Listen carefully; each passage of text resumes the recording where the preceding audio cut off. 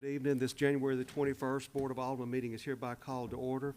I'll ask Alderwoman Pat Hamilton if she'd lead us in invocation, followed by the Pledge of Allegiance, which I will lead. Please stand. Please pray with me. Dear Father in heaven, again we thank you for another beautiful day. And dear Father, we can't help but thank you for the inaugural celebrations that took place yesterday. Dear Father, we know that we have an enemy that's out to kill, steal, and destroy, especially our nation. And dear Father, we just ask you to bring peace and bring togetherness in our country, in our towns, and in our cities, dear God. And now guide us now as we go into this business meeting. We pray that you will give us the knowledge and the wisdom and guide our mayor as he directs us. This we ask in Christ's name. Amen. Amen. Luke. I pledge allegiance to the flag of the United States of America and to the republic for which it stands, one nation, under God, indivisible, with liberty and justice for all. Be seated. Mayor Adams, before you get started, may I make a nice spectacle of two people? Sure. First of all, a lot of people don't know, but we have a doctor in the house. Dr. Asangaye completed his doctorate, and I think that's worth a great round of applause for his work and efforts there. Always good to have a doctor in the house. And we also have a national champion. There's not a lot of Buckeyes around here, but congratulations, Jason, on the national championship last night. So that's right. You played well, Jason. You You played did real great. well. I thought you'd have hats for everybody, but we'll wait on that coming. But thank you, Mayor, for Thank indulging. you, Mr. Earhart. Ms. Stewart, if you would conduct roll call. Aldridge. Here. Collins. Here. Dickerson. Here. Earhart. Here. Hamilton. Here. Henderson. Wallace. Thank you, Ms. Stewart. All present. Just to remind everyone who speaks tonight, this meeting is streamed live on YouTube and also recorded for playback. And for those of us with microphones, please have your microphone color on green as indicated that it's on so people can hear what we're discussing when you're talking. Board, you have the January the 7th minutes before you. Any questions on the board meeting minutes of our regular meeting on January the 2nd? Any questions, changes, or motions? Motion to approve. Ms. Hamilton, motion. Second, Mr. Wallace. Any discussion? All in favor? Aye. All opposed? Motion carries. Sustained. Ms. Henderson sustained. She was out on bereavement that last meeting. Moving along with our public comments, I think Mr. Joe Ricker's here with his team, and if he'll allow me to read an introduction briefly that thank you for providing me. We're excited to have the team here. This is a robotics team. It's made up of second-year middle and high school robotics students. It's a student-led community team. There's 7 student members and 2 coaches. Team was formed last year, and with no previous robotics experience, they overcame challenges and made it to the first championship, setting the Mississippi state record 3 different times along the way. Wow, what an accomplishment. And I think you're going to show us how these devices work tonight, sir. Is that right? Our team, come forward. Am I talking to this? Thank you so much, Mayor and Alderman. Very honored to be able to present to you. So I submitted a funding request back in September, and we wanted to share with our community what we've been doing or what our team has been doing. So like you said, this is a student-led team. They started last year as a rookie team, and they made it past the state championship. They set a state record, and they represented Olive Branch to the world at the World Championship in Houston, where there were over 250 teams from around the world. Actually 50 countries were in representation, and we were able to give away buttons that say Olive Branch that went to countries all around the world representing our community. And this year we wanted to let our community know that we want to be a part of that and be represented as we go out and do that and compete. So this year so far, this team has had 2 qualifiers so far, 1 in Tupelo, 1 in Grenada. They won both of them, and they also currently hold the state record on points for the state as it stands now. And they are qualified to compete at the Mississippi State Championship at the end of February at Ole Miss, and then they hope to win again and hopefully move on to the World Championship again this year. So I'm not going to talk anymore. I like the team to talk. So what I would like to do is have our team captain. He's going to talk about the robot a little bit and a little bit more about. Is Nathan first or is Amelia first? We're actually going to let Amelia talk first. She's going to talk about what's called a portfolio that we get judged on. This is what the judges judge our team on based on the engineering content and how they go. So Amelia, can you? Yes. Yeah, you can face the audience here. Speaking of this. Sorry. Hi, I'm Amelia. I'm the portfolio team lead, and the portfolio is one aspect of FIRST, and it's how we document our team's journey throughout the season.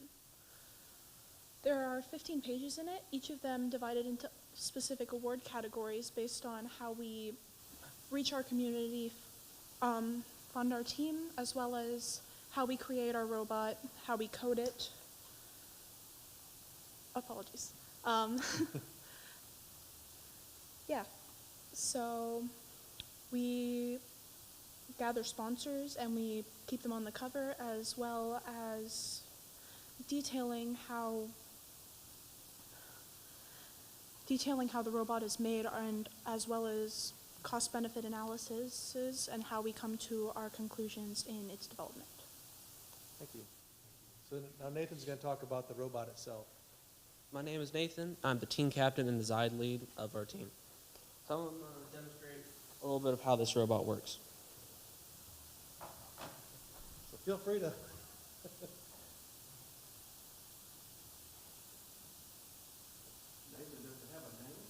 Yes, so we have named this robot as a team depth charge, and we have a little nameplate right here on the front.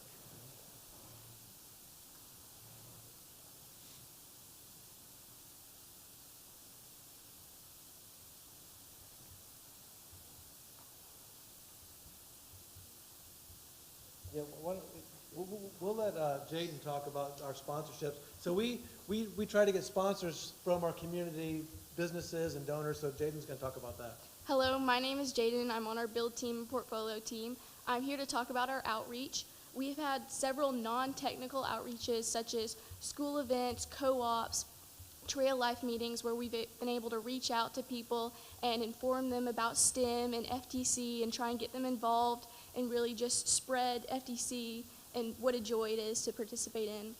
We've also had several technical outreaches such as Medtronics, which is a medical device company, and we went there and we did a design review, so we were able to speak with their engineers and we asked them questions on how to improve, and they asked us questions, so we were able to go from there and build and create a version 2 where we went off to our second qualifier. We have also mentored several teams across the United States, including some from California and just all over. We're also mentoring a team in Romania. And we also get mentored by several teams.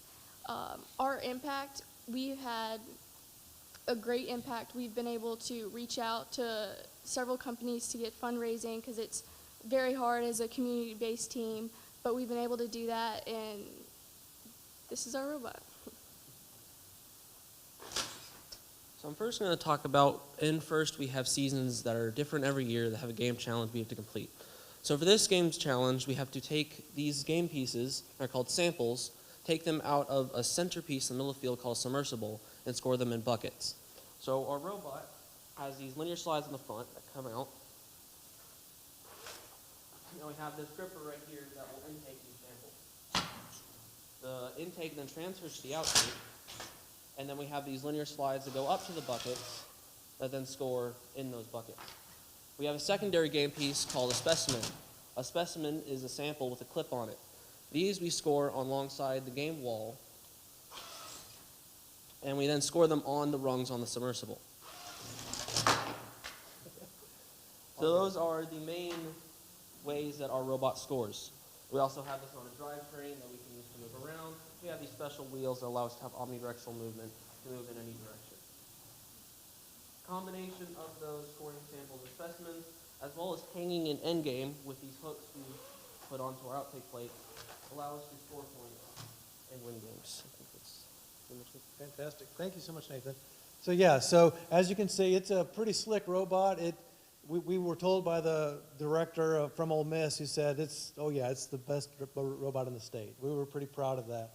And it's a great thing. The kids designed it. They designed this in CAD on their own. They built it, and like I said, I am very much adamant that they are a student-led team. They've done everything themselves.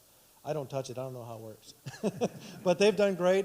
I do want to say this is a group of homeschool students, and we have one public school student. She goes to D.C., and the rest of them are all homeschooled from different places around, and we are based in Olive Branch. And like I said, we did put a funding request in. We would love to have our city fund us, because we do want to represent our community, not just in our county, but in our state, and we hope in the world again. So I would like to leave with you our portfolio. If you guys take a look at it at your leisure. We have buttons. These buttons go with us to Worlds, and they go to teams around the world. They leave the U.S., and they say Olive Branch on them. So these are going to Romania and Australia and all kinds of places around the world. We would leave these with you as well. And I've also have our budget of what we are. We would appreciate any funding we can get from our community as we go out and support. So that's our presentation. I thank you so much for your time. Any questions? Yeah. How long did it take to build the robot? So far, we have a little over 140 hours in just the CAD design of this. So we have fully designed this robot in CAD, which is computer-aided design. Building has been probably around 6 days overall over the past 3 months. We have also designed a V1, version 2, and a version 1 and a version 2, and this is our version 2. So we have made two completely separate robots. Teach one how to fill a pothole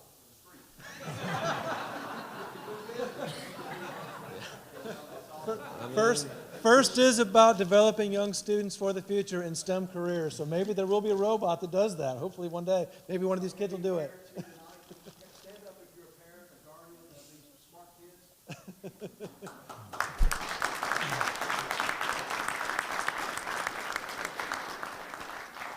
Can I leave these with somebody or? Okay. Thank you so much. Thank you. Thank you for representing Olive Branch.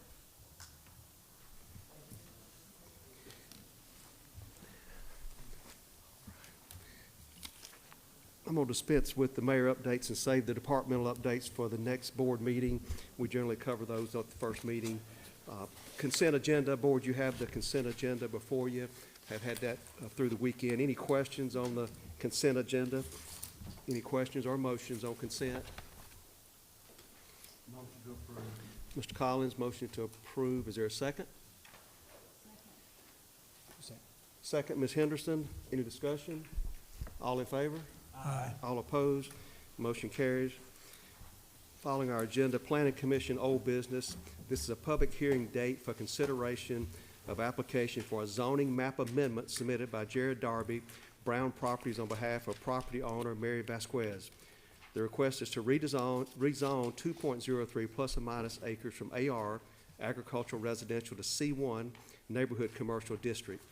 The subject property is located on the west side of Craft Road North, approximately 300 feet south of Bluebird Lane, known as 7705 Craft Road North.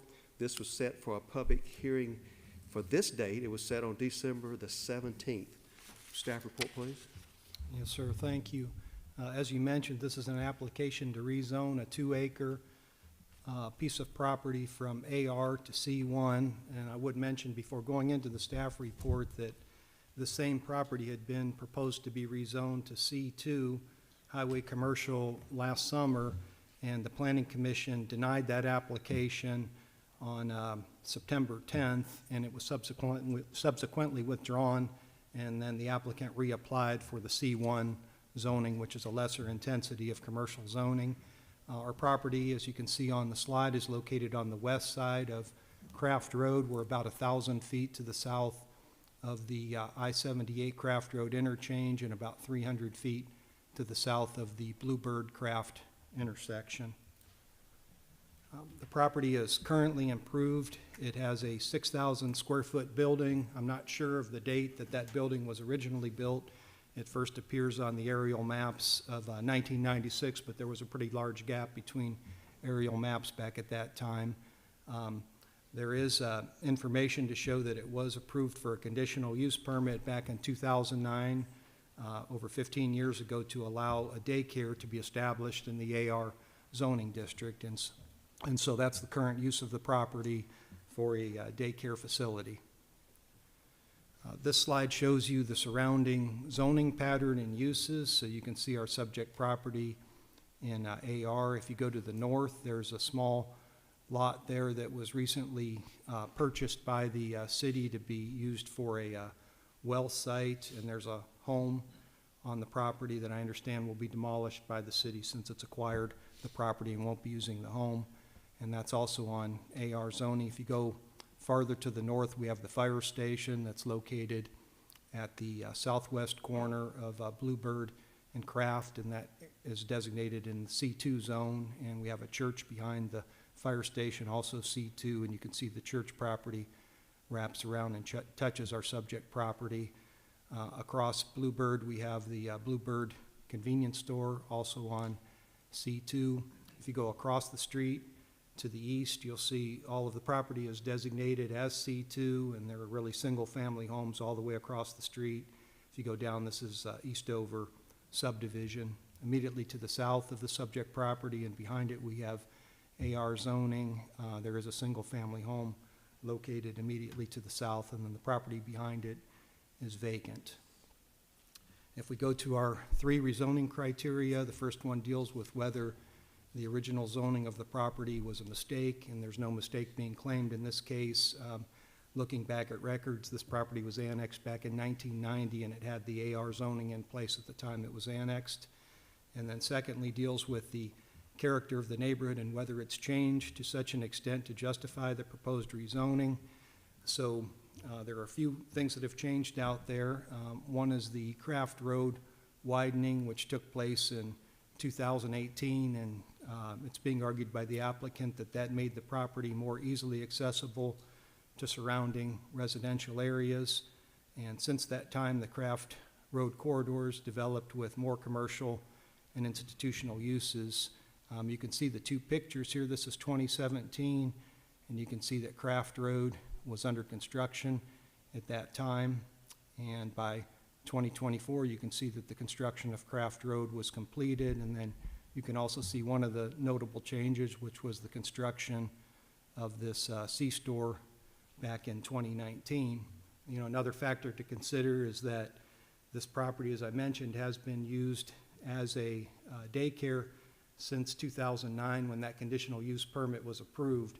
So a daycare requires a conditional use permit in the AR zone, but it's a use that's permitted outright in C1. So one could argue that the property's really been used for C1 zoning for the last 15 years or so. Our third criteria is whether a public need exists for the rezoning, and it could be argued that having accessible neighborhood-scale commercial uses along Craft Road could provide goods and services to nearby residents, and that could be deemed as meeting a public need criterion. The applicant has provided you with some information that was included in your packet, and they did an analysis showing a standard that was called the Market Potential Index, or MPI, and it showed you when it has a ranking over 100 that there could be a need for various goods and services, and the applicant may want to speak more to that when they come to the podium. Now, one issue that doesn't necessarily align is the future land use map designation. As you can see on the map, it's designated for a future use of suburban neighborhood. And really, in looking at this and considering the applicant's argument, it was determined that it's probably unlikely to develop as a standalone single-family neighborhood for several reasons. One, it's only 2 acres in size, so that's not large enough to do a standalone neighborhood.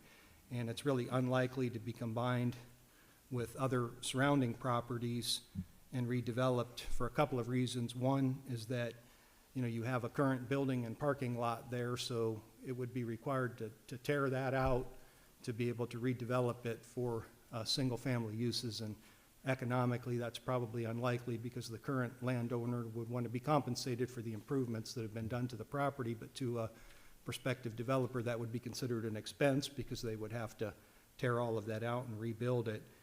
And then also, I had some discussions earlier today with Alderwoman Hamilton on this property, and we were looking at the surrounding ownership patterns. And here's our subject property. If you go behind the property, there's a single-family house at 6865 Bluebird Lane, and the owner of this single-family house also owns this property located immediately behind the property, the subject property. And then if you go over to the west, this is 6805 Bluebird. It's the same situation. This property owner also owns this piece. And then to the south of the property, there's a single-family home, 7675 Craft Road, and they also own the property behind it. So you're really dealing with a property that's boxed in, and in order to really redevelop that with, you know, some sort of a residential subdivision, you'd have to deal with all of those property owners, and then, like I said, also have to face the expense of you know, having to tear out the current improvements. So that just didn't seem very likely. Based on those factors, at their December 10th meeting, upon finding the rezoning criteria were met, the character of the area has changed from rural residential over the last several decades, and that C1 zoning conforms to the subject property's use since 2009, and that a public need could be met by providing neighborhood-scale commercial services to nearby residents at this mid-block location on Craft Road. Our Planning Commission, by a 4-2 margin, did approve or recommend approval of the rezoning of the 2.03 acres from AR to C1 neighborhood commercial. And that concludes the staff presentation. I'd be happy to answer any questions. Thank you, Mr. Gambone. Board, any questions regarding the staff report?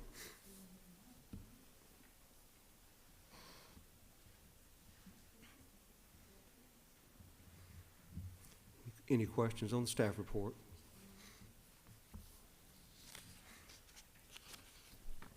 Mr. Gambone, do you know if the applicant has expressed their intent to continue the daycare, or is that just possibly assumed because it is a permitted use? I believe Mr. Brown is here representing the applicant. He'd probably be better to answer that question than me. My name is Jim Brown. I own Brown Properties. Good evening. Good evening. Jared Darby made the first presentation to the Planning Commission. He couldn't be here tonight, so I'm standing in his stead.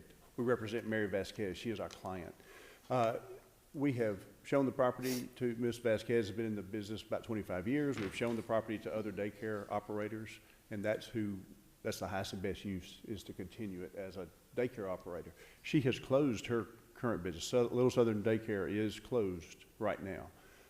She's basically retired and said, you know, she was done with that. So, but we have continued to show it to daycare operators and churches and small business owners that would create, you know, have their own business there, or potentially, as I discussed with Ms. Hamilton, potentially maybe build an office building behind there or something like that in the seaway. It gives us other uses to help develop the property and go sell to. Okay, thank you, sir.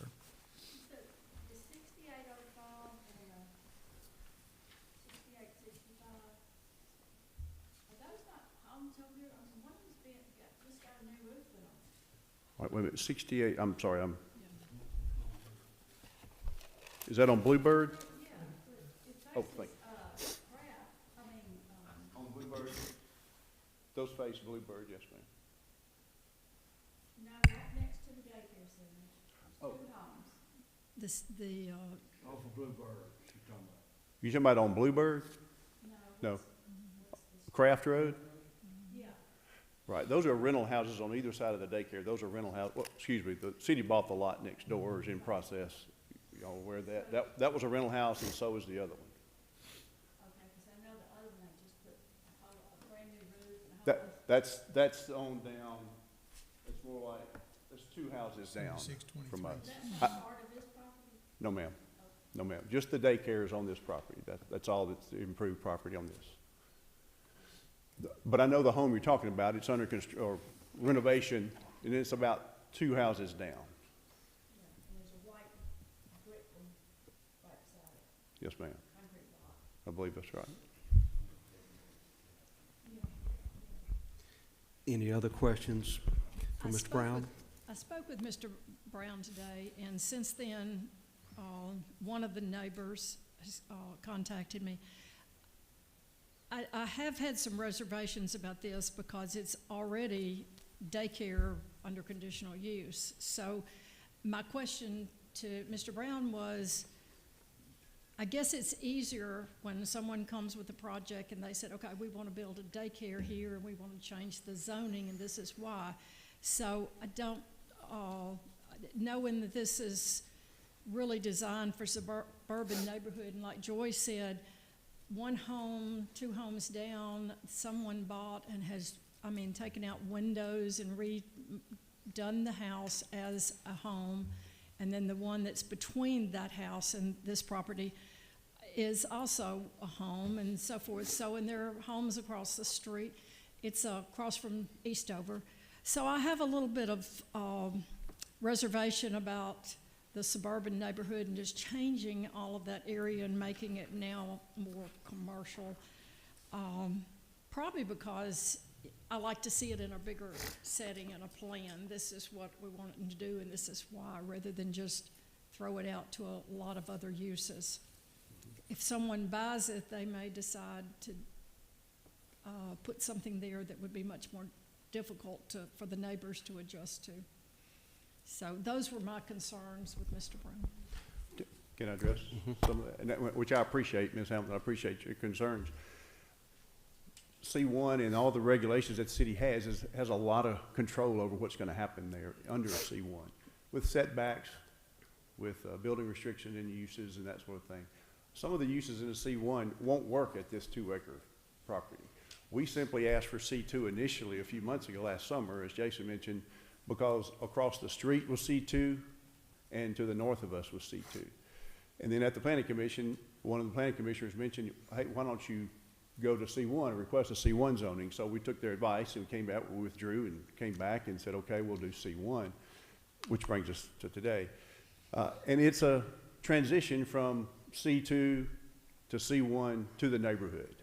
And so we understood why you wouldn't want C2 next to the neighborhood like that. Whereas you do have C2 next to the back of Eastover, right across the street from us. But nonetheless, C1 would be a good transition from the fire station and the well and the church there that faces Bluebird. We think that it would fit nicely in that area. And it gives us the opportunity to sell to somebody else other than a daycare and a church. And that's just being blunt and honest with you. I'm a real estate broker that represents the owner. We want to get the highest and best use, which is probably a daycare. And we're showing it to daycare folks right now. And we've shown it to a couple of churches and a couple of small business owners that want to come there. The small business owner would need a C1 for type of an office professional. And we've even shown it to medical. That's not much, we've not gotten much traction there. But the MPI reports from ESRI that are attached in your package here gives a tremendous amount of other uses other than what's in an AR zone. Gives us a lot of retail, a lot of commercial type uses that we could go after and market. And when that happens, they'll come back and have to pull permits and building permits and submit plans for approvals and that sort of thing. Not necessarily to this board, but certainly to the city, your department, building department. The property on the corner at Kraft and Hamilton, there's a church plan for that location, and I believe you and I discussed that they had an interest in putting a daycare in that location, which may discourage the older daycare building. Well, it may, but we understand that there's a huge need for daycare, period. So even if the church gets under construction in the next year or two, I mean, it's another 2 or 3 years before there's going to be a daycare there operational. I'm just guessing on time. It'll be a couple of 3 years. So we certainly hope that we would be able to capture, if it's a daycare that buys it, a daycare that's ready to go in business quicker than that. So there's a tremendous need for the daycare. Mr. Gambone, you may have covered it, but how does the C1 fit in with the future land use map for this area? The land, again, on the subject property, the future land use map shows that it's a suburban neighborhood, but for some of the reasons I cited, the staff and planning commission were of the opinion that probably would be very difficult to develop as a suburban neighborhood due to its size, due to the fact there's already improvements on it, and due to the fact it's kind of boxed in by other property owners. So to really redevelop that site and make it part of a new subdivision would take a lot, and it just didn't seem very realistic. As far as what's to the north of it, the fire station, the church, and now the city-owned property for the well site, that's in a future land use designation of public, semi-public. So you can see that in that dark blue color there. And then this pinkish color, that's neighborhood commercial, and the rest of it's all, this is medium-density residential to the south, and that's suburban neighborhood in that yellow category, rural estate, and then that's industrial as you get up to the industrial park. Okay, thank you. Any additional questions of the applicant before we open public comments? You got, what is it, 2.1 acres, is that what it was? Yes, sir, 2.03. You basically are using what, a quarter of an acre for the daycare, and you've got just under, probably an acre and 3/4 is sitting there as unusable space, That's correct. unless you expanded the daycare.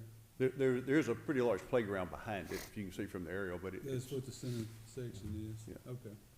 but, yes, sir, So basically half of it's useless unless you were to expand the daycare on back. that's correct. That daycare is licensed up to 100 when it was in operation up until Thanksgiving, so. And that, conditional use stays with the property as long as he uses daycare, correct?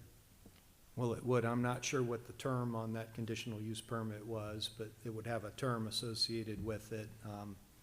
So, Generally speaking, we don't pull them once they've got them, they've been there for 20 years, yeah.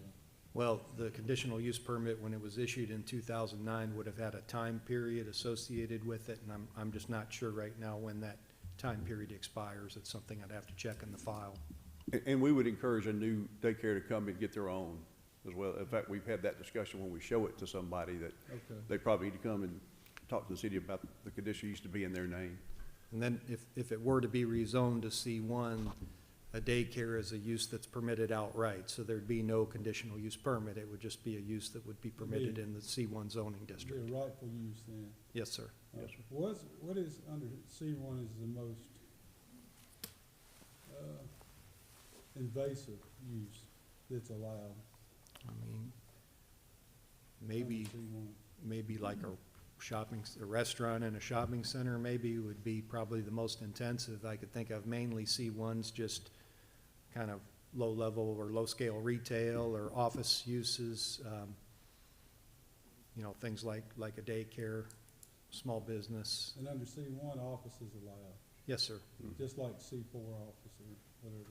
Well, C4 is a planned district, a little bit different, but C1 is less intensive than the uses that are permitted in C2, which is the highway commercial. So C1 is our lowest intensity commercial district. Thank you, thank you. I would say, Mayor, if I could, it doesn't make sense to put a shopping center or a retail strip center there because it has to be perpendicular to the road, and that's just not what you want to do. You don't want to have a perpendicular, retail operation perpendicular to a road on a small lot like this. So it'd be better probably, say, the daycare up front or a church, and then possibly a street developed on the side, which obviously would fall under city guidelines if you were to develop a street, into maybe one or two office buildings in the back. That's kind of just a plan. That's not a promise. That's just a plan of what we've talked to a couple of developers about and office users. And the reasoning, again, of the planning commission, they thought that C2 was too intensive because this property was mid-block and not at an intersection. So the planning commission vetted that issue and told the applicant that was one of the reasons they denied C2 and suggested C1 because of the mid-block location. Most of them across, about half of them across the street's already zoned commercial, right? Well, yes, sir. And that, all the uses across the street are single-family homes, and this whole area is C2. So in theory, that land, I mean, I'm not sure what the total acreage is out there, but it's enough probably you could build a whole shopping center there right across the street. It's just, About past 76.3, start running into a couple of homes with property and then a shopping center, correct? I'm sorry? If you come to the south, 47623, and you follow it down, you come to another shopping center with Walgreens Oh, yes, sir. and the dentist office. At Highway 302 Right, okay. and Goodman Road, there's substantial Yes. commercial So it's a- development down So there. you've got a few AR properties and maybe 2 homes, 3 maybe, max. And I think you've got was that Lionsgate subdivision, is that Lionsgate? What's the subdivision? No, it's not. East Not Dover's right Lionsgate. here. It's one of those Hamilton Place. subdivisions. East Dover's here. Something with Hamilton. That's Hamilton. The Okay. subdivision. Any other questions of the applicant before we take public comments? Hamilton Place. Hearing none. Thank you, Mr. Brown. Thank you all, appreciate your service. This is a public comment item, and if you're here on behalf of this, you're in favor of, you're a proponent of this proposal, come forward, please. Seeing none, if you're here in opposition to this application, you'd like to speak against it, please come forward.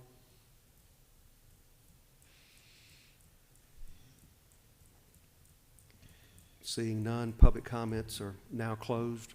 Board, any other questions of staff or the applicant?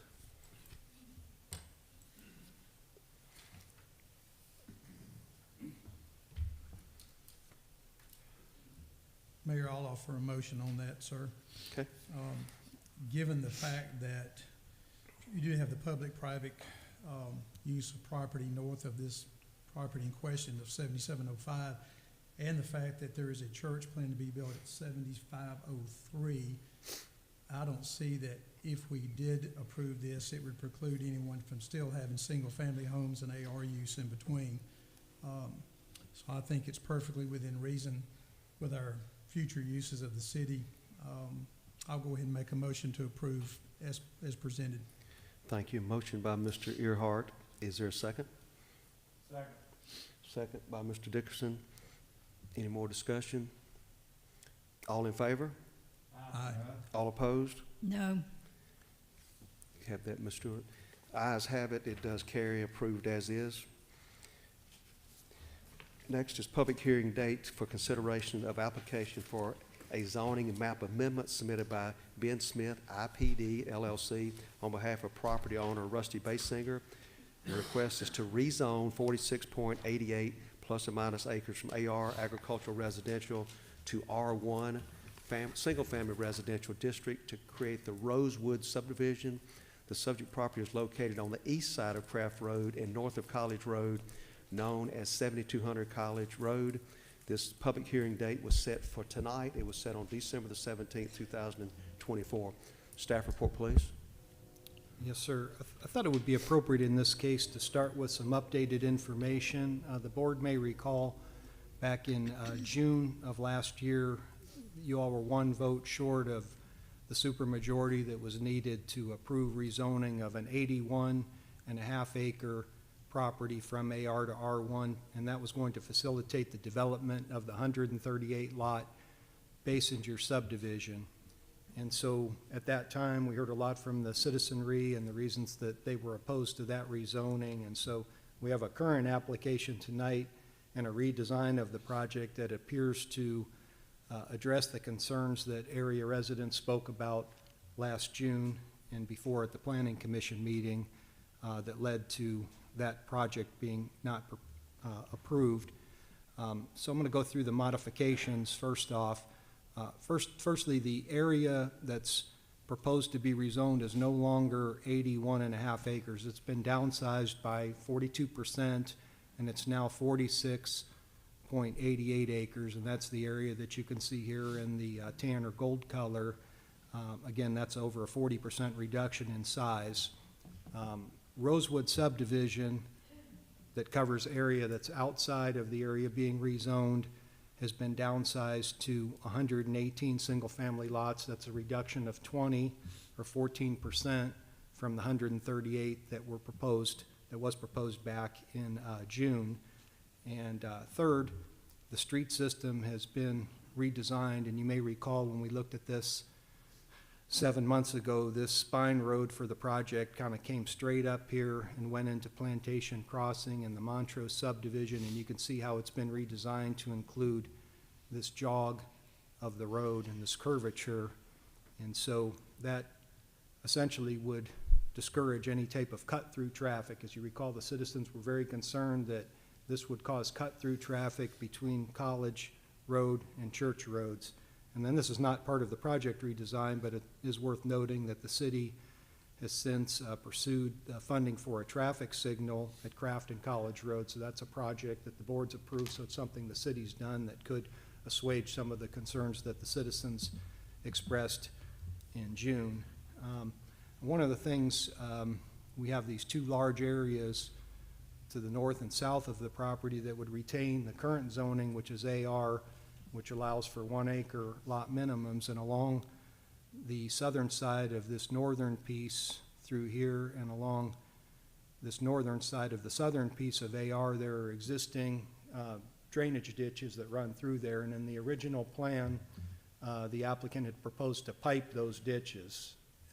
And so it would have entailed taking out all those trees. And you have a lot of the larger trees there because it's been an area that's gotten a lot of water, so that's made the trees grow in that area. So between preserving those open ditches that are currently there and then the larger AR lots along those ditches, there'll be a much better opportunity to preserve the tree canopy that's out there. So those really summarize the main changes that we've had since June in those 4 bullet points. So from there, I'll go back to just the background of our rezoning. Again, it's 46.88 acres that's proposed to be rezoned. We are on the north side of College Road. We are about a 1/4 mile to the east of Craft Road. This property was part of the 2021 annexation, and it currently has a home on the property that's about 6,700 square feet in size that records show was built in 1994. What's surrounding the property are the following subdivisions. We have the Montrose subdivision that's located to the north, Oakwood Park immediately to the east, and then beyond Oakwood Park we have both the Payne Park and Payne Flynn subdivisions, and then beyond that we have Dawkins Farm and we have Gwynn Farms located here. To the east of, or to the west of the property, we have some area that's currently being used as farmland. So tonight, which is similar to the way we did this back in June, is we have 2 applications that are on the docket. We have this rezoning application, and this is not a planned unit development, so we don't have any type of associated project text. It's just a single-use project. So we have an associated item, which is the next item on the agenda, which is the plat of the property to divide it up into lots. When we go into our rezoning criteria, we have 3 of those. The first one is whether the original zoning classification for the property was a mistake, and there's no mistake being claimed. You can see on the old maps that the AR zoning dates back to the 1980s when you look at DeSoto County's first zoning map, and the zoning remained in place up until the point it was annexed in 2021. And then second deals with the character of the neighborhood and has it changed to such an extent to justify the proposed rezoning.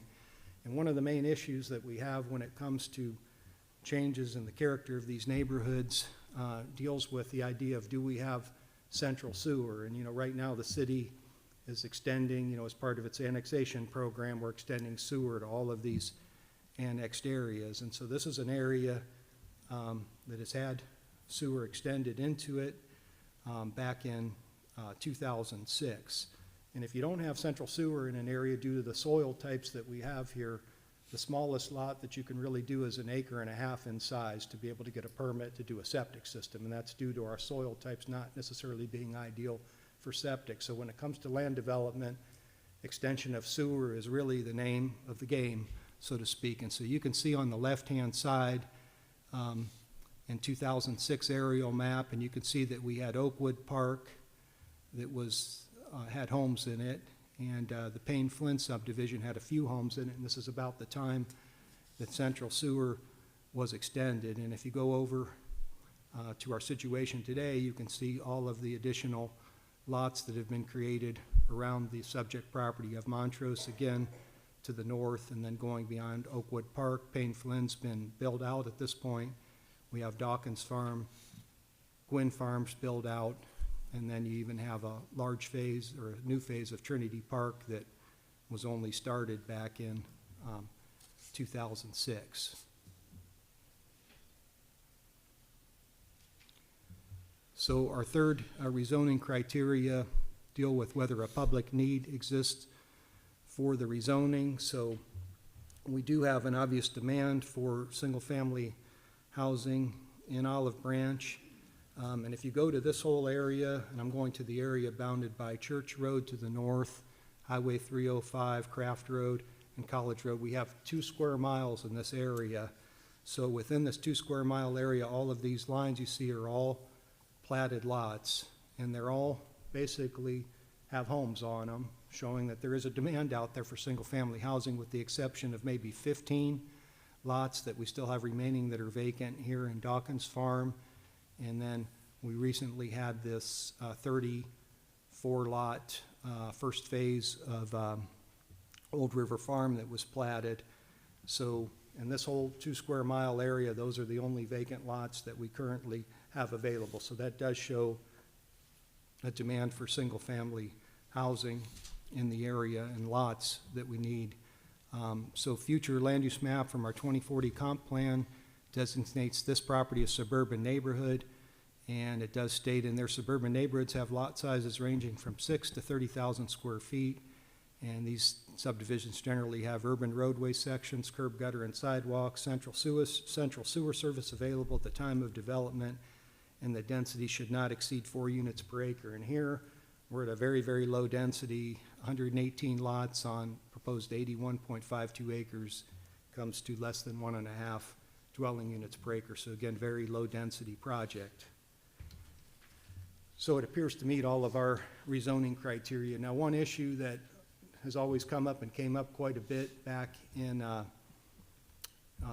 last year when this was considered was what happens, why are we connecting the roads in these subdivisions? And we've talked about the comp plan states that it should be done, the subdivision regulations require connected roads, and it's also in our international fire code that the city's adopted by reference that when you have more than 30 lots, you have to have 2 ways in and out of those subdivisions. And so what this map depicts, and everything in red, these are subdivisions that were approved since 1999, and it highlights all of the lots in red where you've had connecting roads.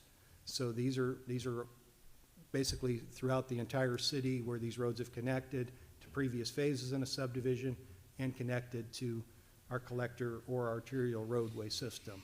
So if we did not have these connections that were done in these subdivisions, I think we would be in trouble as far as not just emergency services, but also in trouble as far as the way we would be filtering traffic onto the main road. So I think this picture, this paints a pretty stark picture with regard to how the city has followed the policy of connecting roadways. Based on the findings that are listed here, that the development pattern in the neighborhood has changed in the last quarter century from rural residential with rural estate lots, characteristic of AR, to suburban neighborhoods with predominantly smaller residential lots, more characteristic of R1, that the comprehensive plan 2040 future land use map does designate the property as a suburban neighborhood, which R1 aligns with, and there is a significant public need for residential lots in the city, which can be provided in the R1 zoning district without detriment to the rural estate residential character of adjoining subdivisions to the north and to the east. By adopting various best subdivision development practices, our planning commission, by a unanimous 6-0 margin, did pass a motion to approve and recommend that the Board of Aldermen rezone the 46.88 acres from AR to R1, and they did this at their December 10th, 2024 meeting. That concludes the staff presentation on this item, and there's a follow-up item again for the preliminary plat in which I could get into more detail on the aspects of the specific design. Thank you, Mr. Gambone. Board, any questions regarding this staff report?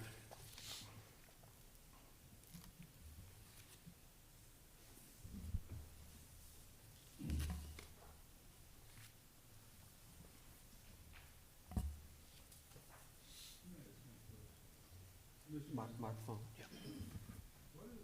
Minimum lot size, did you say, for R1 zoning? Well, the minimum lot size in the R1 zone is 12,500 square feet, but what the applicant's done in their design, and I would get into this more in the next item, is their minimum lot size is 15,000 square feet, which is more than 1/3 of an acre.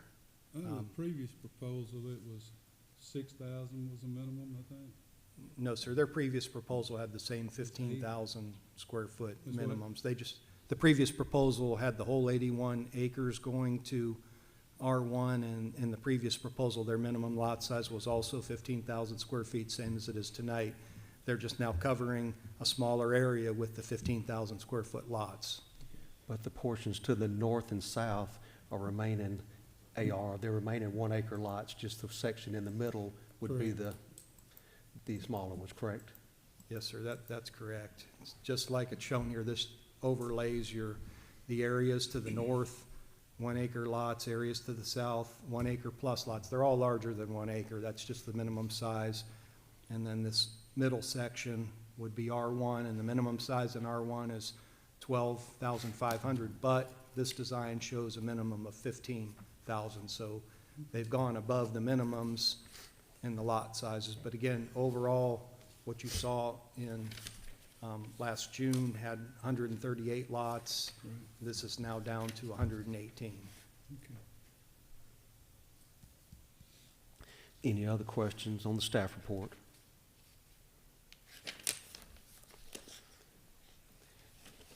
This being a public hearing, if you're here on behalf of, you're a proponent, you're in favor of this rezoning, come forward. If you're in favor of what was proposed, come forward. And as you come forward tonight, please give your name and address when you begin so the clerk can capture that. There's some small blue cards on the table. If you'll give that to the clerk after you're done, once you complete that, please.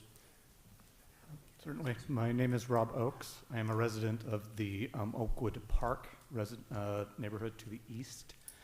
And my address is 4329 Elizabeth Circle West, Olive Branch. I want to just briefly speak in favor of the proposal. I had the opportunity to be engaged in June when this previously came before the board. At that time, I had several significant concerns about the overall development as proposed, and at the time, this board voted that down, in part, I think, due to those concerns.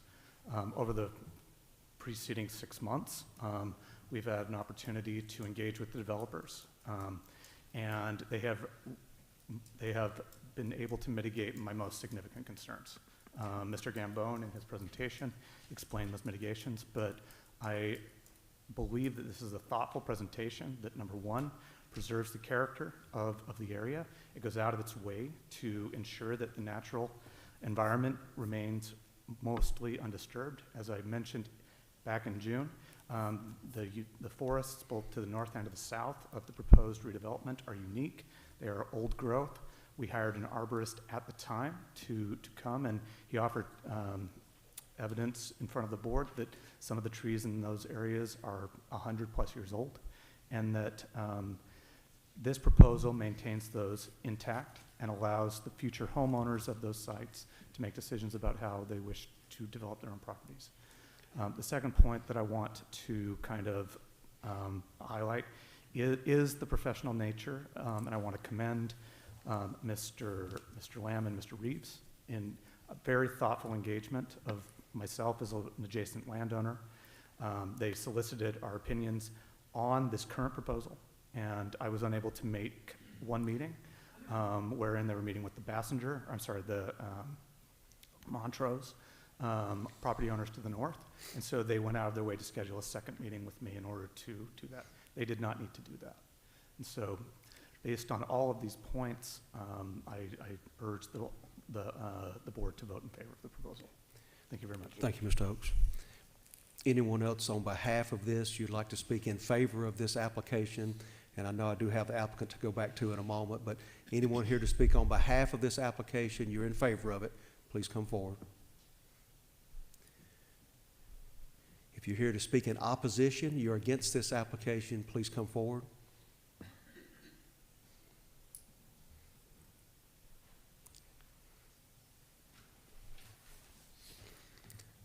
If you will, give your name and address to the clerk, and also complete the little blue card on the table behind you when you're through, please. Sure. Thank you. Good evening. Thank you for this opportunity. My name is Deborah Doan. My husband, Mark, and I live at 4067 Albritton Boulevard in Olive Branch, it is in Dawkins Farms. We have a unique perspective from where we live because we actually get to see college and the traffic. We are fairly new to Olive Branch. After spending 25 years in Shelby County, heed the advice from my sister, who's been here 30 plus years, to move down to this wonderful city. We have found Olive Branch to be a breath of fresh air. Everyone seems to be loving and genuinely concerned. I even told the girls before, even the lady at the water department is nice. So we consider it a blessing to be here and want to be more involved in our community. And with that in mind is why I stand before you here today and ask you to please reconsider the proposal for the subdivision. One of the things that concerns us is the Old River Farms development that is at the corner of College and 305. Built, nothing has been built. It has been literally sitting there with no activity for at least the last 6 months. So that concerns us with putting in yet another subdivision in the area. And, will it also just sit there with no development? Another great concern of ours is actually traffic. I don't know if any of you have ever sat in the rush hour traffic on 305 in the evenings, but I can tell you that it is not fun at all.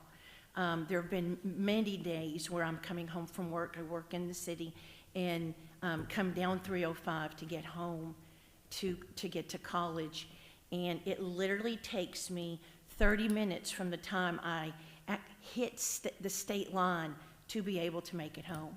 Traffic on 305 is normally backed up as far from College all the way back past 78. Some days it's even backed up to Piggly Wiggly. So with the addition of another subdivision, and we've yet to even feel the impact of traffic because there's nothing built yet or completed in Old River Farms, we have no idea what that will do. But it is definitely something to consider the impact traffic-wise, especially after seeing the proposed plan. Traffic will either be diverted to Craft or College and back to 305. So that even concerns me even greatly. Also, too, the traffic at Craft. 30 seconds. 30 seconds Oh, remaining. I'm sorry. Okay, last but not, two things. One is going to be schools. What impact is that subdivision going to have on Lewisburg and DeSoto Central? The other is the infrastructure of our city. Can we, as a city, maintain that subdivision? I speak from experience. I'm on the board for our HOA with Dawkins Farms, and I know that we have had concerns and have many calls about, storm grades caving in, roads that need repair, sidewalks that need a repair. So can we as a city continue to handle, taking on potentially 2 new subdivisions in the area that need maintaining? I respectfully ask that you reject this proposal for all of those reasons and a multitude of more. So thank you again. I appreciate the opportunity to come before you, and thank you. God bless for serving. Thank you, Ms. Doan. Anyone Sorry else for to so speak long-winded. in opposition? You're opposed to this application? Come forward if you wish to do that.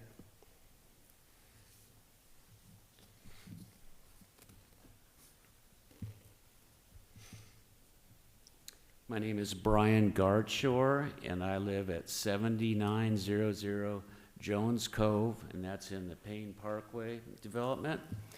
Good evening, board, and thanks for letting me speak. I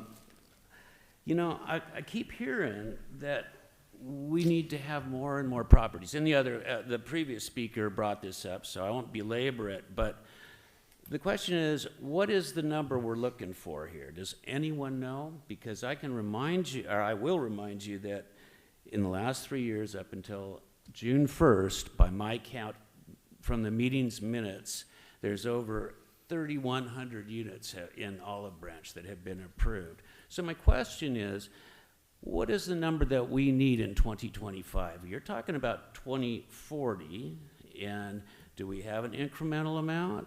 That's just, one thing to consider, because, again, as the previous speaker said, we have several developments that are just laying there, all scalped down. No one's doing a thing with it. We've got a giant project at the Cascades. It's just been sitting there for what, 3 years, 4 years now?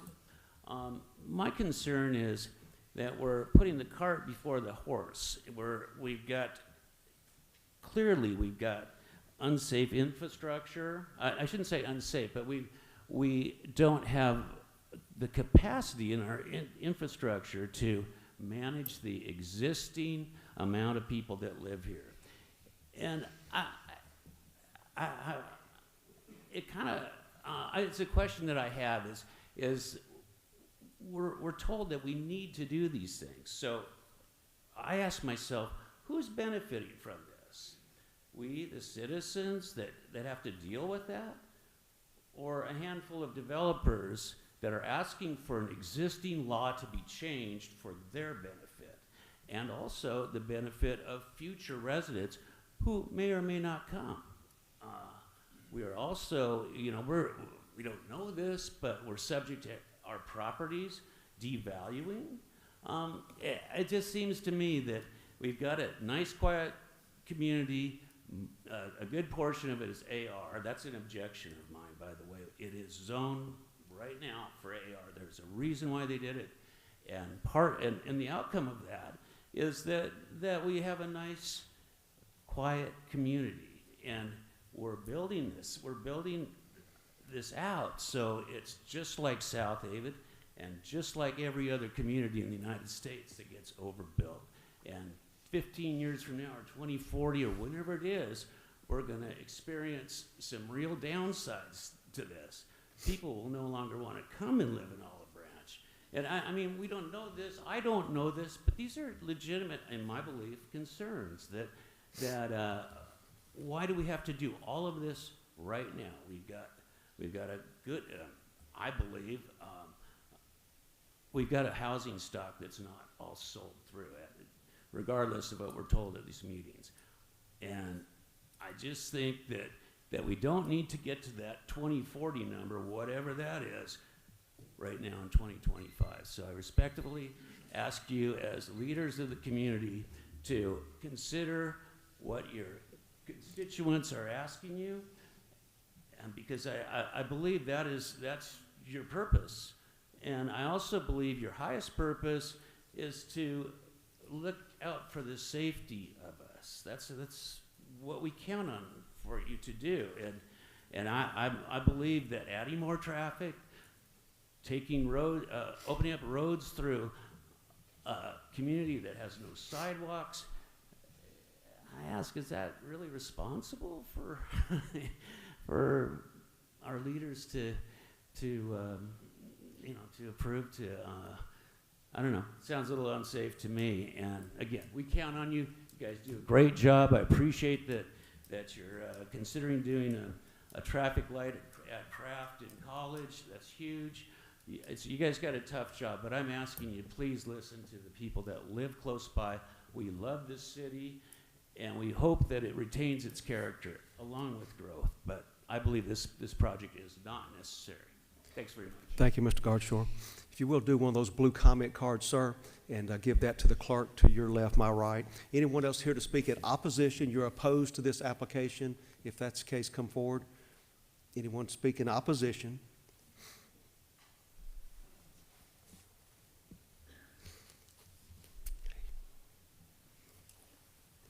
I'm Pam Hart. We've lived in Oakwood Park for about a year and a half. The address is 4270 Rebecca Drive. So we are just north of the street that the proposed development would tie into. I'm they've cut down the size of the development, but they've only cut down like 20 houses. So it's going, and I'm sure the people north of them are really happy about how they've changed the tie-in to there, making it more curved and more difficult to get to, but we're a straight shot. And we're gonna get all the traffic because there's only one other exit straight onto College Road. My concern is the traffic, like they've all been saying, and just the tightness of the houses compared to the other neighborhoods around it. It just seems like, this gentleman said, an overbuild, and it's really going to change the traffic flow and just the crowding, because it, like they've said, it's already really crowded. And I don't know, I just found out about this 2 hours ago, so I'm not really prepared, but it's just, it's really going to affect our neighborhood, and I hate to see that happen. So just consider the people who are already living there and how it's really going to affect them and the traffic. That's all I got. Thank you. Thanks. Anyone else to speak in opposition?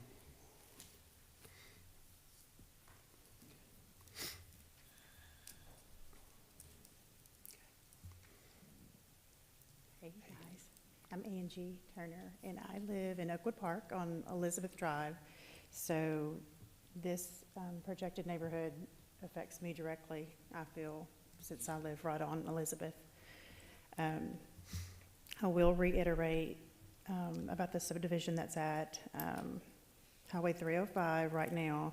It has been stagnant for quite some time. So if there's a need, it seems like, you know, where are the people for that neighborhood?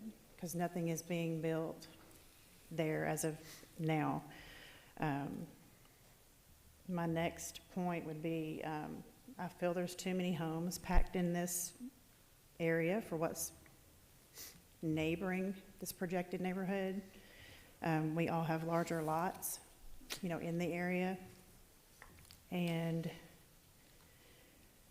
one of our main issues, so if you, most of you from here, so you know College Road. It's a little country, windy road. So where the road curves, where this entrance to this neighborhood is going to be, is right on a hill. It's on a hill and a curve. And if any of you can just go sit in that driveway, he has a driveway, and it's a you know, you can kind of turn in, and it's like a turnaround almost. But you can sit in any area of that property, of that, where the projected entrance is going to be. And if you feel confident that either of you or your children or anybody is going to pull out of that neighborhood and not get hit, it's just, it's dangerous to me. There's a lot of trees lining the road right there, and I just can't imagine. I mean, every 100, where are we, 100, I can't remember, I'm sorry, I just found out about this too. But 119 lots, so that's a given 119 vehicles for certain. And usually people have 2 vehicles per home on average. That's a lot of automobiles coming out of a very dangerous area of the roadway. So that's my number one concern. I do have a slight concern about this, is feeding into my neighborhood on my street. But I know progress is coming, and we can't stop progress, and I understand that. Next to the schools, both of my children graduated from DeSoto Central, and it is busting at the seams. So I really don't know if one child lives in each home. 119 new children. That's just cramped up in there, and the teachers already are struggling, like with the amount of kids per classroom. So that's all I have. But Thank you, Ms. Panner. Thank you all so much. If you will, Ms. Panner, do one of the blue cards as well for the clerk. She needs to be able to keep a record of who spoke tonight. Anyone else would like to speak in opposition? You're opposed to this application?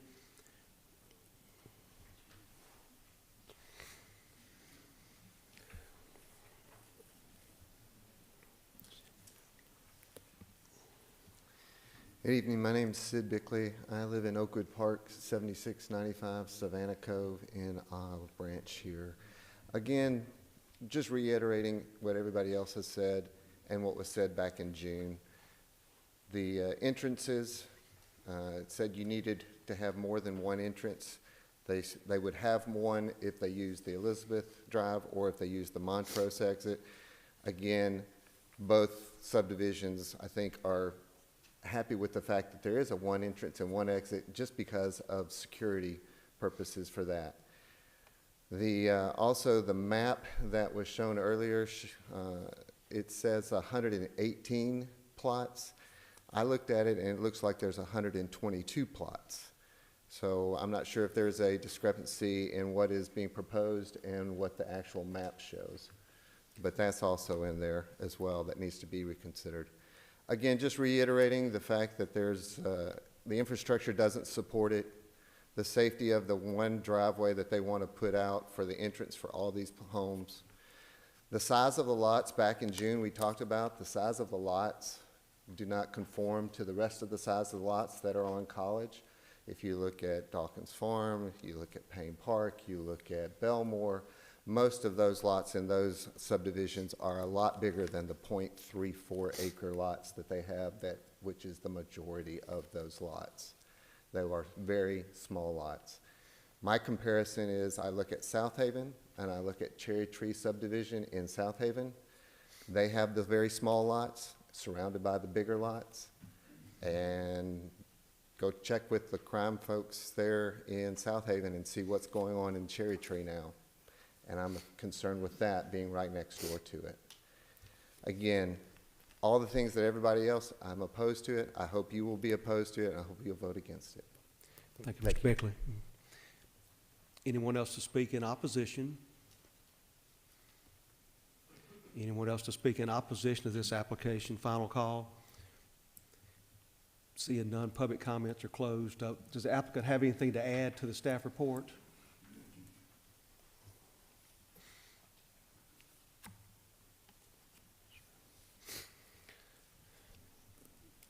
Excuse me.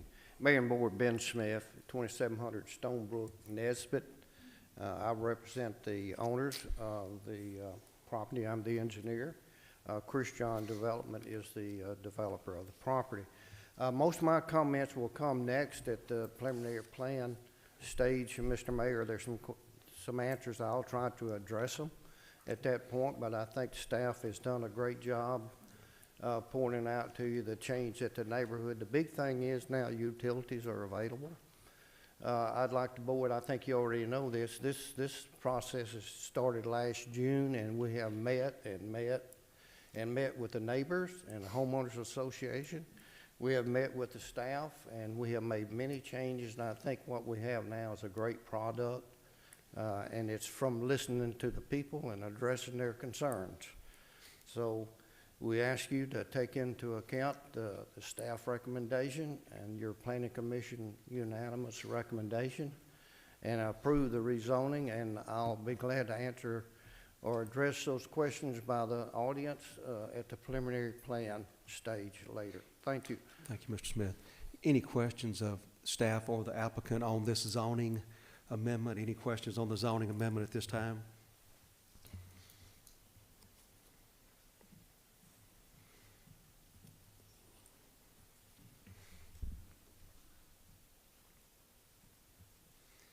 Okay, with public comments closed, any questions or motions? I'm going to make a motion to approve it as presented by the Planning Commission. Motion to approve by Mr. Dickerson. Is there a second? I'm gonna second it. Second by Mr. Collins. Any discussion? I'll add a couple of comments. There was a couple of comments made. One of them was, how much is enough? When's enough? Enough is when we quit building lots and don't have lots for people who don't want to come here anymore. Everybody here moved here. Some of you moved here a long time ago. Some of you just recently, I think a year and a half. You came because you liked this place. You wanted to live here. There's a lot of other people that would love to do this, and they're going to come when they build these houses. There's not very much inventory of houses for sale in DeSoto County, much less Olive Branch. We may have some subdivisions that have been approved, and 34 lots is not very many for River Farms. So that's going to be enough when nobody wants to come. The developer's not going to build lots if there's nobody going to buy the lots. The school situation, we have an elected board of education that should handle any kind of attendance problems. If they want to handle attendance problems in DeSoto Central, they need to have the guts to move the lines and put some people that are going to DeSoto Central into Olive Branch that has empty classrooms. We're spending tax dollars on DeSoto Central and adding buildings over there when they could just move the lines and put some kids over in Olive Branch that have empty classrooms and have plenty of room for them. Plenty of room for them. So our decision is not based on what the school capacity is. They have an elected board that deals with that by statute. So based on that, I'm making that motion to approve it. Thank you, Mr. Dixon. There's a motion to approve as presented, and there's a second as well by Mr. Collins. All in favor? Aye. Aye. All opposed? No. I hear four yeas and 3 noes. Motion carries.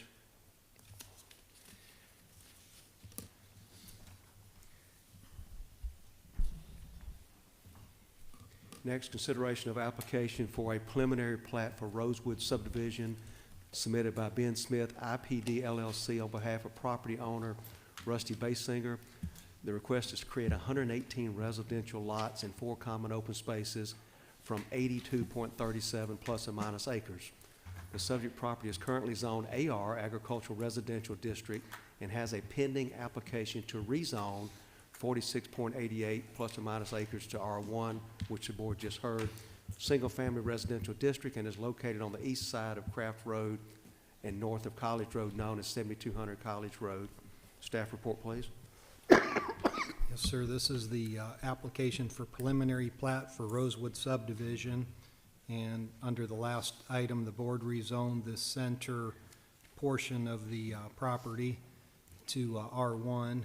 And this subdivision plat includes both the northern and southern areas as well that are retaining the AR zoning district. And in total, we have 81.5 acres, and it's proposed to be subdivided into 118 single-family residential lots and 4 common open spaces. So I think when the gentleman spoke under the public hearing on the last item, he had mentioned the number 122, referring to lots, and there's actually 118 single-family lots and 4 common open spaces that are not buildable for homes. Those are for things like entry features and stormwater detention ponds and that type of thing. And this also includes the division of this 81 acres into public rights of way, and it's proposed over 5 platting phases. So we have 26 of the 118 total lots are located on these north and south sides of the property, and they've been designed to meet the minimum requirements of the AR zoning district, which is 1 acre minimum lot size and 110-foot minimum lot width.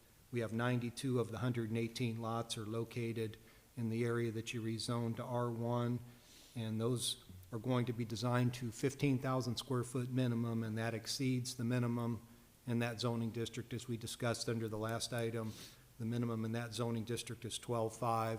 All these lots are 15,000, and they're all wider than 85 feet in width, which is the minimum requirement in R1. Now, the areas that are in the center part have curb gutter and sidewalk, and then the areas in the AR to the north and the south, they'll be designed with open swale and no curbs, and they will not have sidewalks. However, the plan on the plat is to extend those sidewalks from this point with curb, gutter, and sidewalks down to College Road here, and on this segment of road up to this first cul-de-sac turn. So you'll have sidewalks from this point all the way through the center part, and sidewalk, curb, and gutter down here to College Road. This shows you the phasing plan for the preliminary plat. Phase 1 has 30 lots in it, and starting from the south, working to the north. Phase 1 has the 30 lots and 3 common open spaces that are shown in this blue highlight. Now, this is the only one of the 5 phases that has lots that covers both zoning districts, so that's why they really couldn't separate the plat from the rezoning, because in the very first phase, you've got lots that are in this R1 zone. Now, also in the first phase, you've got the existing home that's out there right now that's being carved out, or around the existing homes being carved out, a lot that's a little bit over 2 acres in size, and that's part of the initial phase. And then phase 1, of course, also includes entry features that will be down on College Road, and there's also required frontage improvements to College Road as well to address the safety issue that our city engineer would approve. Phase 2 has got 29 lots in it, and this is where you have your second connection. And the first phase has got 30 buildable lots, so we're keeping in accordance with the International Fire Code requirement. We're not over 30 buildable lots. And then when we get beyond the 30 number, that's when you have to have your second means of ingress egress. So that's where this connection to existing Elizabeth Drive comes in, and that will connect it to Oakwood Park subdivision.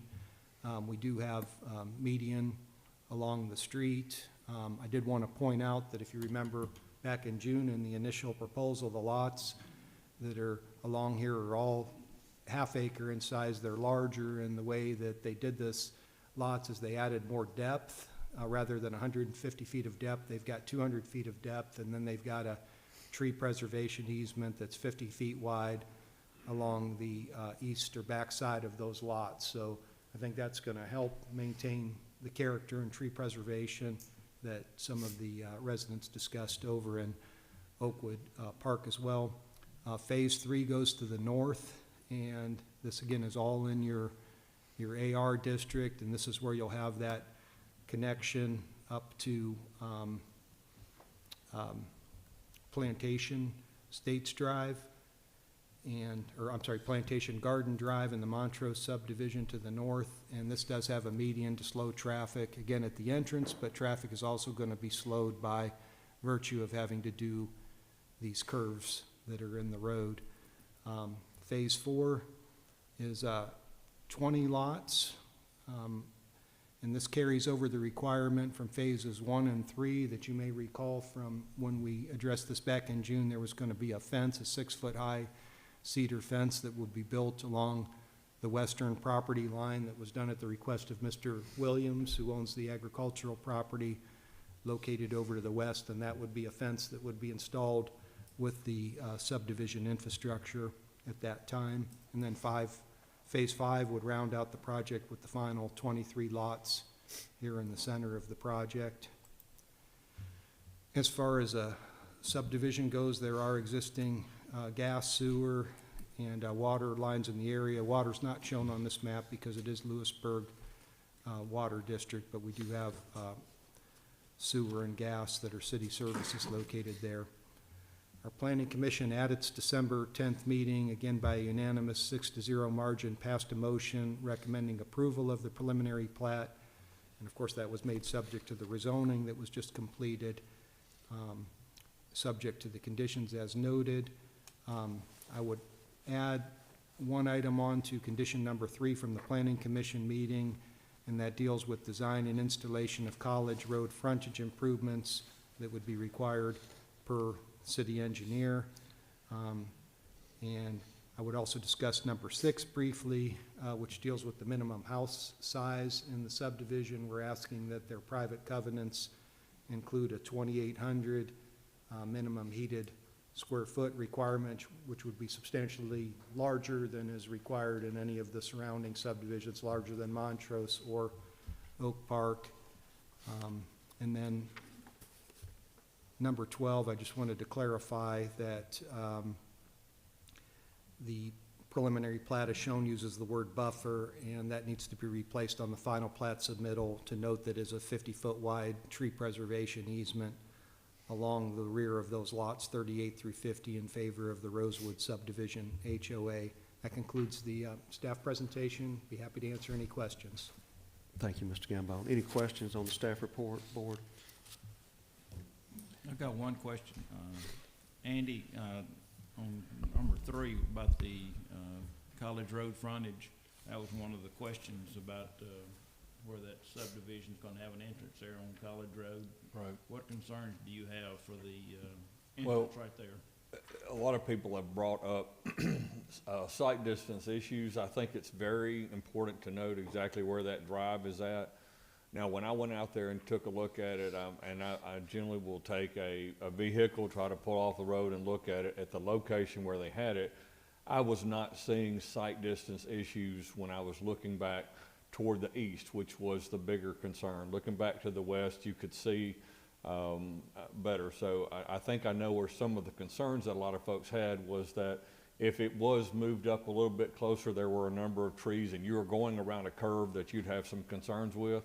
But in the location that I saw, I didn't have as many concerns. Now, when we get the plans, I'll look at that closely and make sure that we have it. One of the reasons we're putting in the accel decel lane that we would try to put is to give people an opportunity to pull off, and you know that gives them a chance to speed up safely. So I think it could be worked out. We are going to include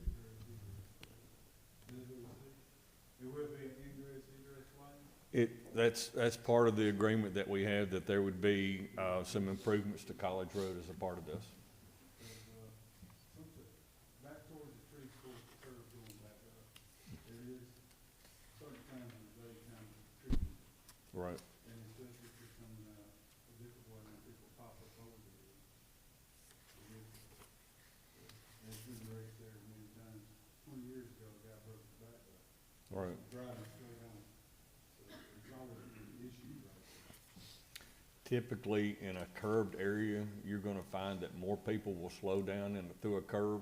I'm not saying that there's not a problem with people that are recklessly driving down that road, and it would be something that you'd be concerned with. So when you're looking at that, I think you want to make sure that you're looking at whatever those distances are, and you're still kind of taking that into account. You can't take into account everything that you're. It wasn't marked as well as it is. Right. Years ago as it is now. Right. And we'll look at lighting as well. I think that helps to make sure that we've got adequate lighting through there so that you can see through that area, and that may be something else that could help. Any other questions on the staff report? Yep, Mr. Gambone, on item number 6, 2 quick things. Can we get that minimum 65% brick up to 70? And then also, what's the garage orientation? Is that going to be front load, side load, or have we determined that yet? Well, I believe that what was discussed last time would be they would be side loaded, so they wouldn't necessarily be visible from the front, or maybe they would be recessed, but I think that's an issue that probably the developer would need to work on between now and the time that they would submit for final plat. And as far as the 70%, I don't know if they would have any objections to that. Seems like a reasonable request as far as 70% brick. I just think it helps with the future maintenance of the home, because when we have wood siding or too much non or permeable surface things, just for whatever reason, homeowners don't seem to keep it up, it becomes a subdivision issue. So just for consideration when you come back with the final aspect of that. Additional questions?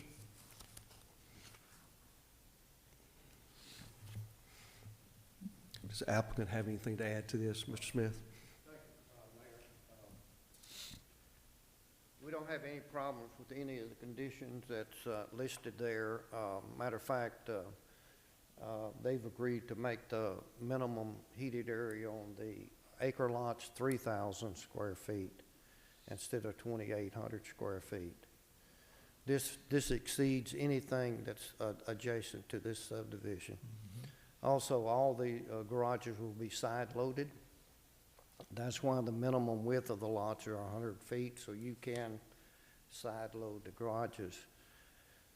I don't know about the 65% to 70% about it. If you got to drive around now, look at the newest subdivisions you have here in the county. They're all farm-looking houses, and there's very little brick on them. They're beautiful homes and very expensive homes.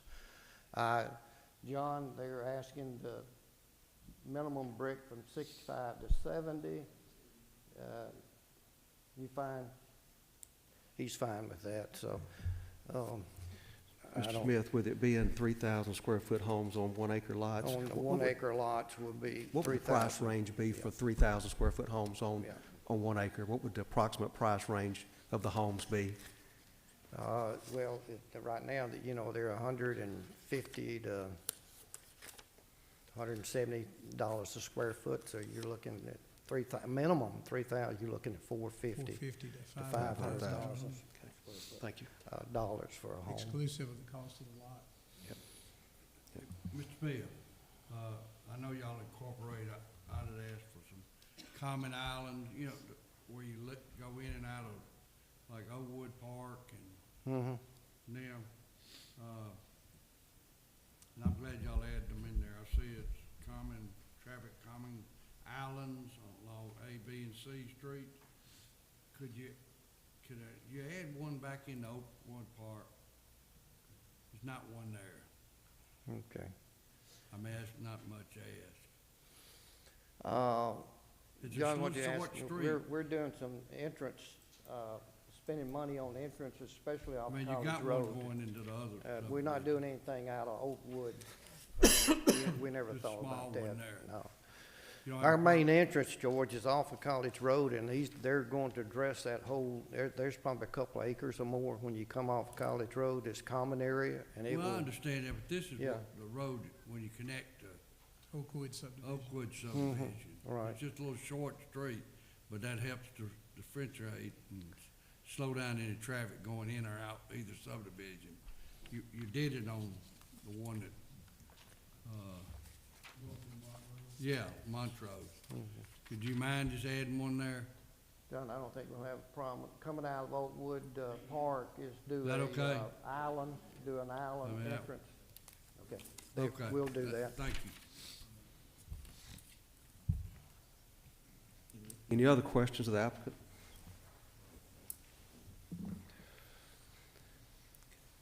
Hearing none. Thank you, Mr. Smith. Thank you. Thank you.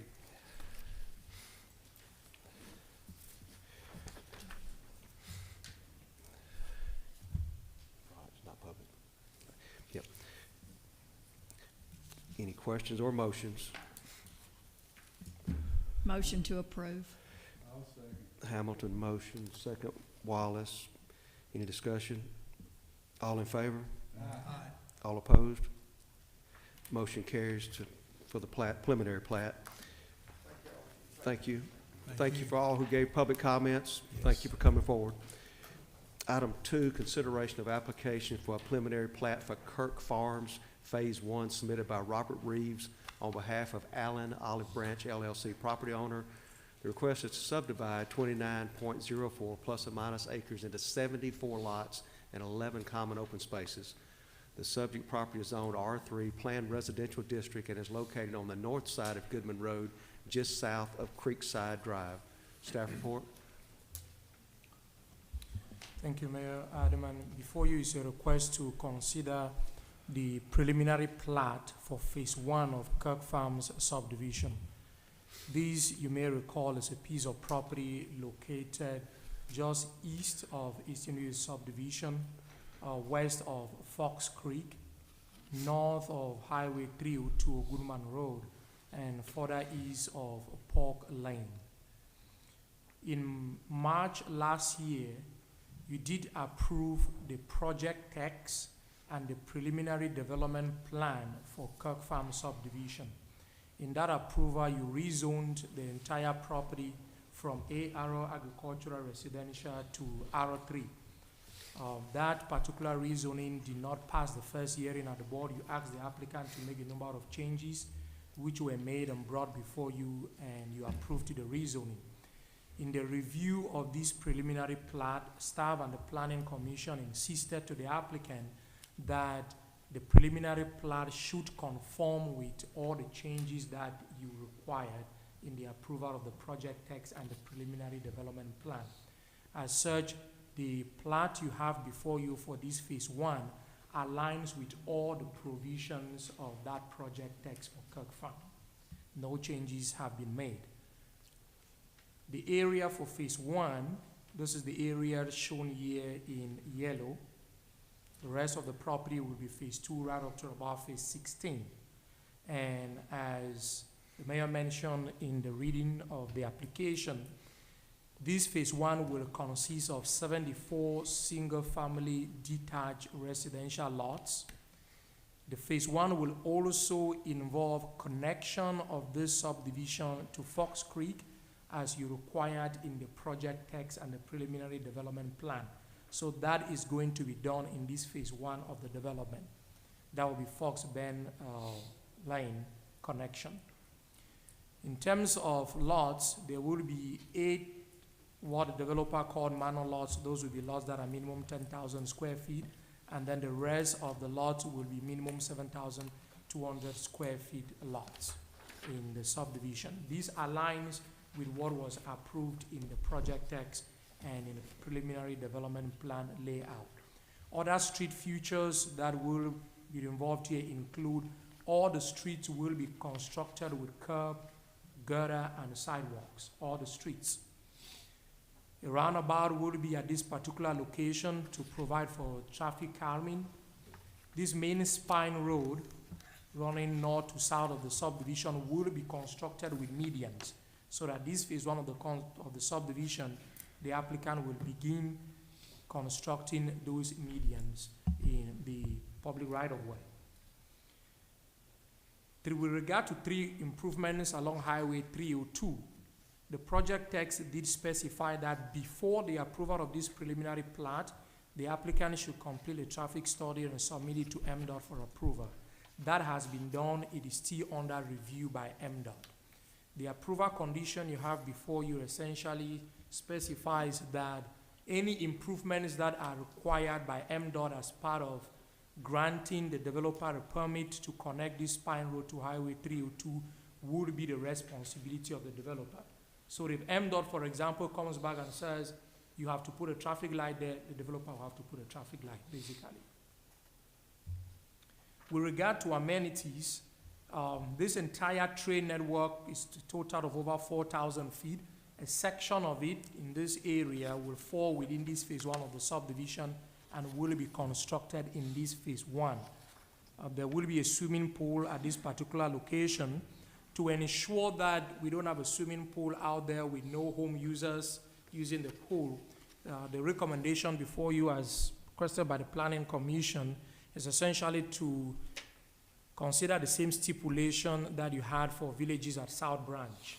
Basically that before the 60th house in the subdivision passes final inspection, that swimming pool has to be in place.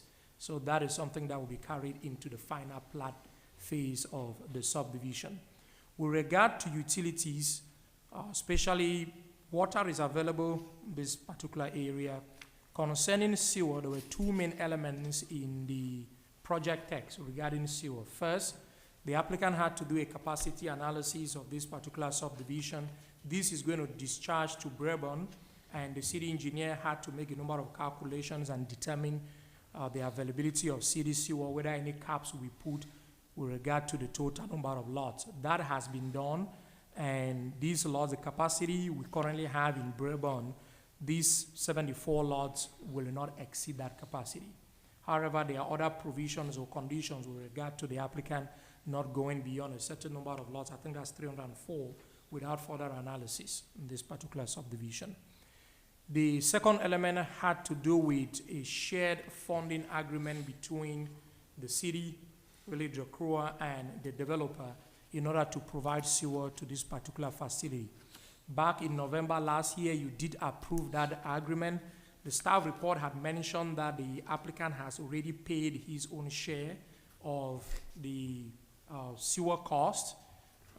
That was miscommunication with regard to that. It's been clarified that the developer has not yet paid. Per the agreement, that payment has to be made within 30 days of the approval of this preliminary plat.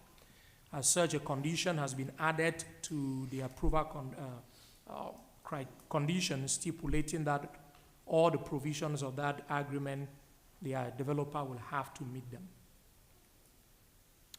With regard to floodplain, this particular subdivision has an area to the north going into Shelby County that was studied. It's already mapped out by FEMA. There is a FEMA, established FEMA floodplain there. The area to the south, the floodway already exists. There's a creek there. So the floodway exists, the water is going through, the floodplain exists, but it had not yet been studied and clearly established by FEMA. As part of the approval of the preliminary development plan and the project text, the Board of Aldermen did require that those studies for the conditional letter of map revision should be submitted to FEMA before the approval of this preliminary plat. The applicant has completed those studies. He has turned them into FEMA. They are currently under reviews. FEMA has actually sent back some comments, which the applicant is currently addressing. Per the study that has been done, these are some of the properties or the lot areas that will fall within the designated floodplain area. As I did mention, the floodplain is already there, the floodway is already there. It's just that it's not shown on a map. So these are some of the lots that will become shown on the map per that study. This is the portion of the preliminary plat before you for consideration. This is the connection to Fox Bend Drive or Fox Bend Lane that we did mention. That connection will be made in this phase 1 of the development. The Planning Commission did consider this application at its meeting on January 14 and unanimously recommended approval subject to, I think there were 12 conditions. A number of them I wish to highlight. Condition number 3 stipulates that the portion of the walking trail lying within the area of phase 1 of this subdivision must be constructed before approval of the final plat of this phase. What that means is in the construction plans that will be submitted to the city engineer, that trail has to be designed. It has to be included and built before the final plat is brought before you for approval. The applicant cannot burn it because it's not public. It's not a public street. It's private infrastructure. However, the swimming pool in the area of this phase 1 must be constructed before the 60th house in the subdivision may pass final inspection. This is the same stipulation you had for the villages at South Branch. Condition number 6 emphasizes that an approved MDOT permit shall be submitted to the city engineer for new street connection to Highway 302 before commencement of construction. Any and all improvements required along Highway 302 by MDOT shall be completed by the developer. So as I did mention, if a traffic light is required there, the developer has to put that traffic light in place. If a deceleration lane is required, it will be the responsibility of the developer to construct that lane. All street medians shall be designed and constructed with appropriate street trees and shall be approved by the Director of Planning and Development or designee. Condition number 8, the developer and all property owners shall secure FEMA's approval of the conditional letter of map revision following those studies that have been submitted to FEMA for the subdivision before approval of the final plat of this phase 1. And that plat will have to show the designated floodplain limits. It will have to show the floodway boundary that must be left perpetually open. You cannot block a floodway. And the base flood elevation of all the lots have to be shown on the final plat to ensure that houses are not built in an area that or at an elevation that they may flood. That is a key for showing those figures on the final plat. The traffic circle, which you have on that main spine road, which must be designed to accommodate trucks, school buses, garbage trucks, has to be ADA accessible, and it has to incorporate measures to slow down traffic. It should have a subdivision artistic water feature as was required in the project text for Kirk Farms. So that was required in the project text. Subdivision construction plans shall include the design details of these features. Condition number 10 addresses the sewer issue, the first sewer element. A maximum number of 350 homes, maximum 350 homes, will be allowed to tie to the city's proposed regional sewer pump system or pump station and 6-inch false main. Once this maximum limit is met, a new larger false main line will be required of Kirk Farms to be submitted to the city engineer for review and approval. An annual review of the overall sewer system improvements shall also be required. A cap of 150 lots is hereby placed on Kirk Farms.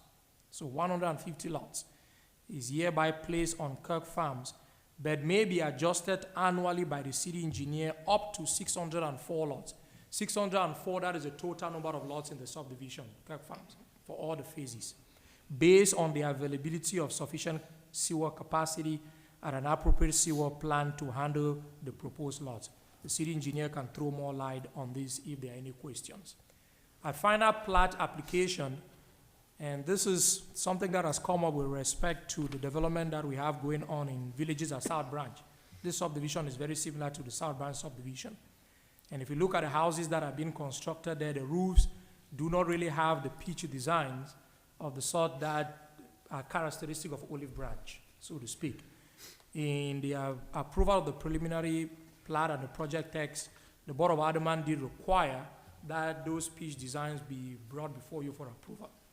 As such, condition number 12 specifies that at final plat application and in furtherance of compliance with the stipulation of Article 12, Section B of the project text for Kirk Farms, regarding the roof geometry or the pitches, the applicant shall submit elevations for all sides of roofs for houses that shall be constructed in the subdivision for the Planning Commission's consideration and Board of Aldermen's approval. The approved variety of roof elevations shall be binding in the subdivision. We usually don't do this for conventional subdivisions. When it comes to planned developments, the board has more leeway to impose those conditions. Lastly, this condition number 13, this has been added post-Planning Commission meeting, and that's why we have it on the line.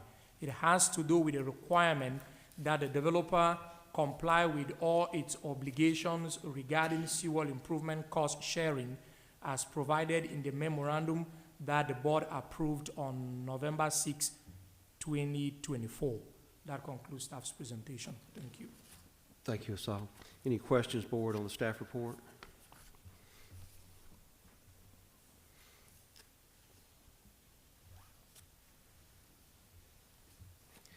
Is the applicant here and wish to add anything?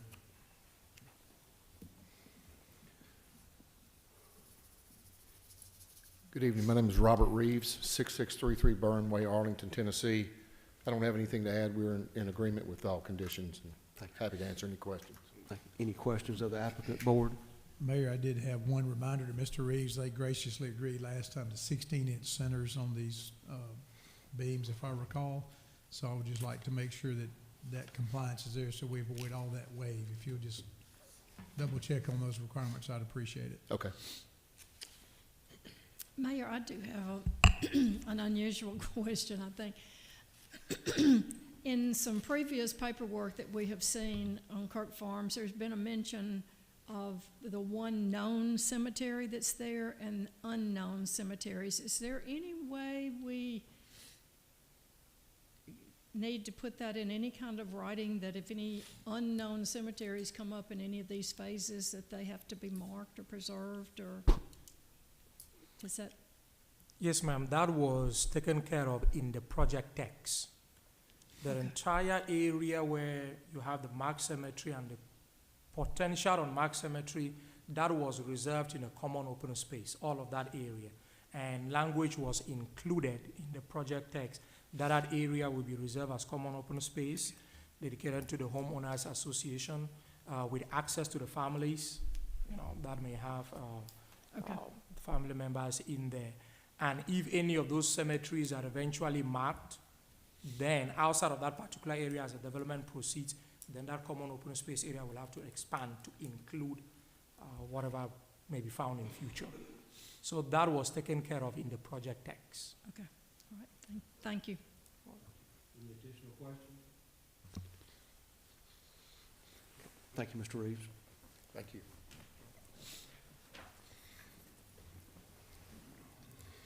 Questions or motion, if the board's so inclined? Motion to approve as presented. Motion by Mr. Dickerson. Is there a second? Second. Second, Mr. Earhart. Any discussion? All in favor? Aye. All opposed? Motion carries. Approved as submitted. Item 3, consideration of application for a final plat for Donald Oxner subdivision submitted by property owner Donald Oxner. The request is to create a single residential lot of 0.4024 plus or minus acres. The subject property is zoned R2 Single Family Residential District and is located on the east side of Mockingbird Lane and west of Redbud Lane, known as 7356 Mockingbird Lane. Staff report, please. Yes, sir, just a few brief comments on this. Our subject property is 0.4 of an acre. It's zoned R2. As you mentioned, we're on Mockingbird Lane. This is Redbud, Mockingbird here. This is our Lowe's store, shown right here where the red cursor is. Property is currently vacant. As far as the things we look for when platting utilities, we do have water, sewer, and gas available to the subject property. Transportation, it does have access to the public right-of-way of Mockingbird Lane, and any house that were to be built on it would need to have a paved driveway. Our Planning Commission reviewed this item on January 14th and by a unanimous 5-0 margin recommended approval of the final plat for the Donald Oxner one-lot subdivision subject to the following 4 conditions. Repeat number 3, again, the driveway would need to be paved in its entirety, and then number 4, there's no sidewalks in the area, so this would be an official waiver of the requirement to build sidewalks that would normally be associated with a lot smaller than 1 acre in size. That concludes the staff presentation. Thank you, Mr. Gambone. Any questions, board?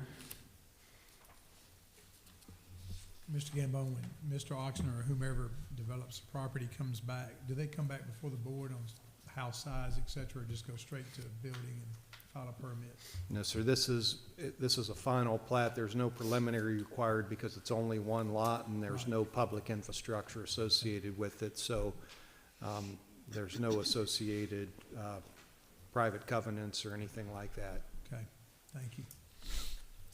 Additional questions, board? I'll make a motion to approve as presented. Motion to approve by Earhart, second Wallace. All in favor? All opposed? Motion carries. Thank you.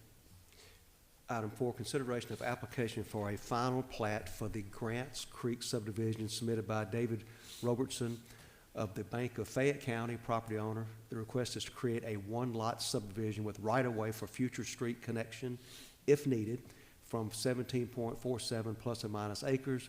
The subject property is zoned AR Agricultural Residential District and is located at the dead end of Hunters Creek Drive. Staff report. Yes, sir. As you mentioned, this is a final plat. It's for a 1-lot subdivision for 1 single-family home.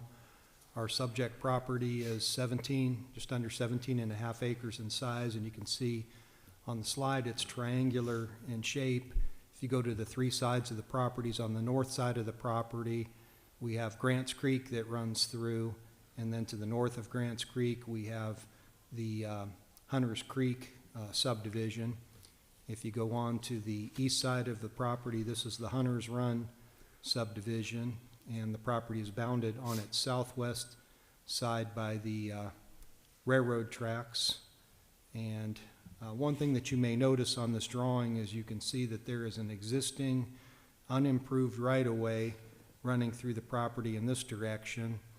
And it appears that when this property was deeded over to the city, that it was intended to be an extension across the railroad tracks for what is Newcraft Road, and now you have a power station that's located here, and this would be I-78, so it's very unlikely that the city would ever require that for a road, and be very unlikely to be able to cross the railroad tracks. So potential access on this property is an issue.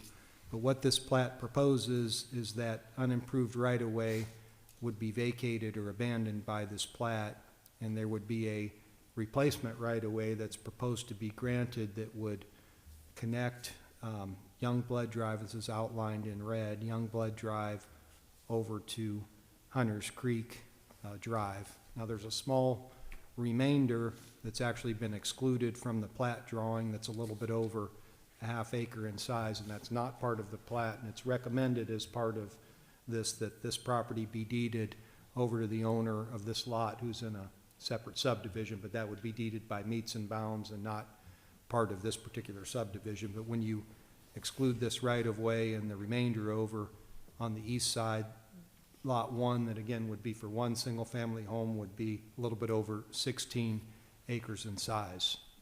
So I do want to clarify one thing, and I think there was a little bit of confusion about this when this was at the Planning Commission meeting, that there is no associated requirement proposed to be placed on the applicant to construct the road or any type of utility improvements within this new right-of-way, so it would remain unimproved unless and until the city were to construct that street connection. Or it could be imposed on a future developer if someone came back to you and said, we want to subdivide Lot 1 further into 6 lots or something like that, then it would be imposed on the developer at that time.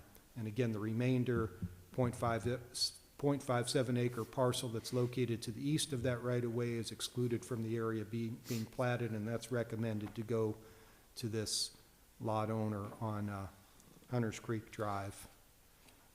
Why are we doing this requirement for the replacement right-of-way? Again, we have that international fire code that's been adopted by the city, and it requires 2 connections when you have 30 lots or more. So currently in Hunters Run subdivision, we have well over 100 lots, and the only way to access it is through Hunters Run Drive. And as you can see on this drawing, the red line, it's about a 1.2 mile drive to get from this property, again, for one single family home, all the way out to Hunters Run Drive. So again, that connection would be there for a future potential access, but nothing's proposed at this time. And this is a view, street view looking west on Hunters Creek Drive into the property entrance. Again, the property is currently vacant. As far as our transportation and utilities, we do have water, sewer, and gas that's available. Transportation, you would have public street access. Again, straight here, you'd have a driveway coming in there to serve the house in the lot. And there would be a paving requirement associated with that driveway. You really do have ample acreage on this property to provide natural buffers around what would be a large cleared area. Envision maybe 4 or 5 acres of the 16 acres being cleared there for the home and the yard.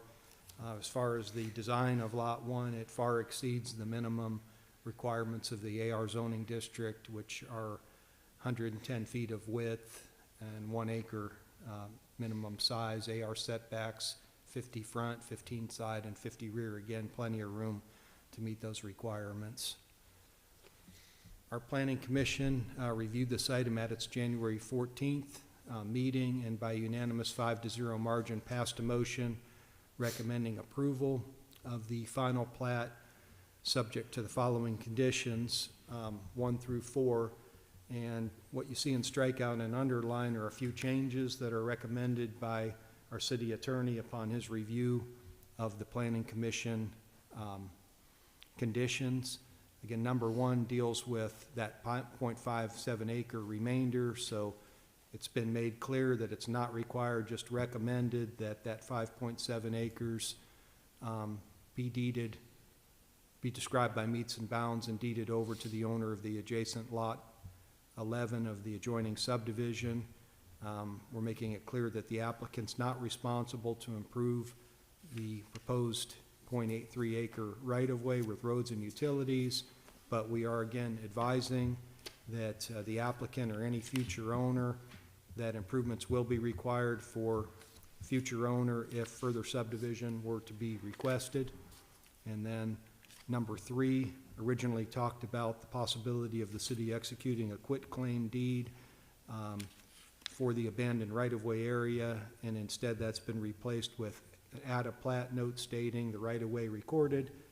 Book 355, page 266 is replaced by the right-of-way dedicated on this plat. And then this right-of-way has the word proposed on it, and that just needs to be clear that upon recording of this plat, that does become dedicated right-of-way. And again, typical condition number 4, that the final plat will need to be recorded prior to any type of issuance of a building permit. And that concludes the staff presentation. I believe the applicant's here tonight as well.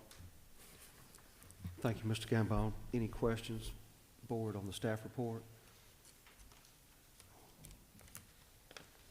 Mayor, I did have one of the applicants, if I can. Is the applicant present?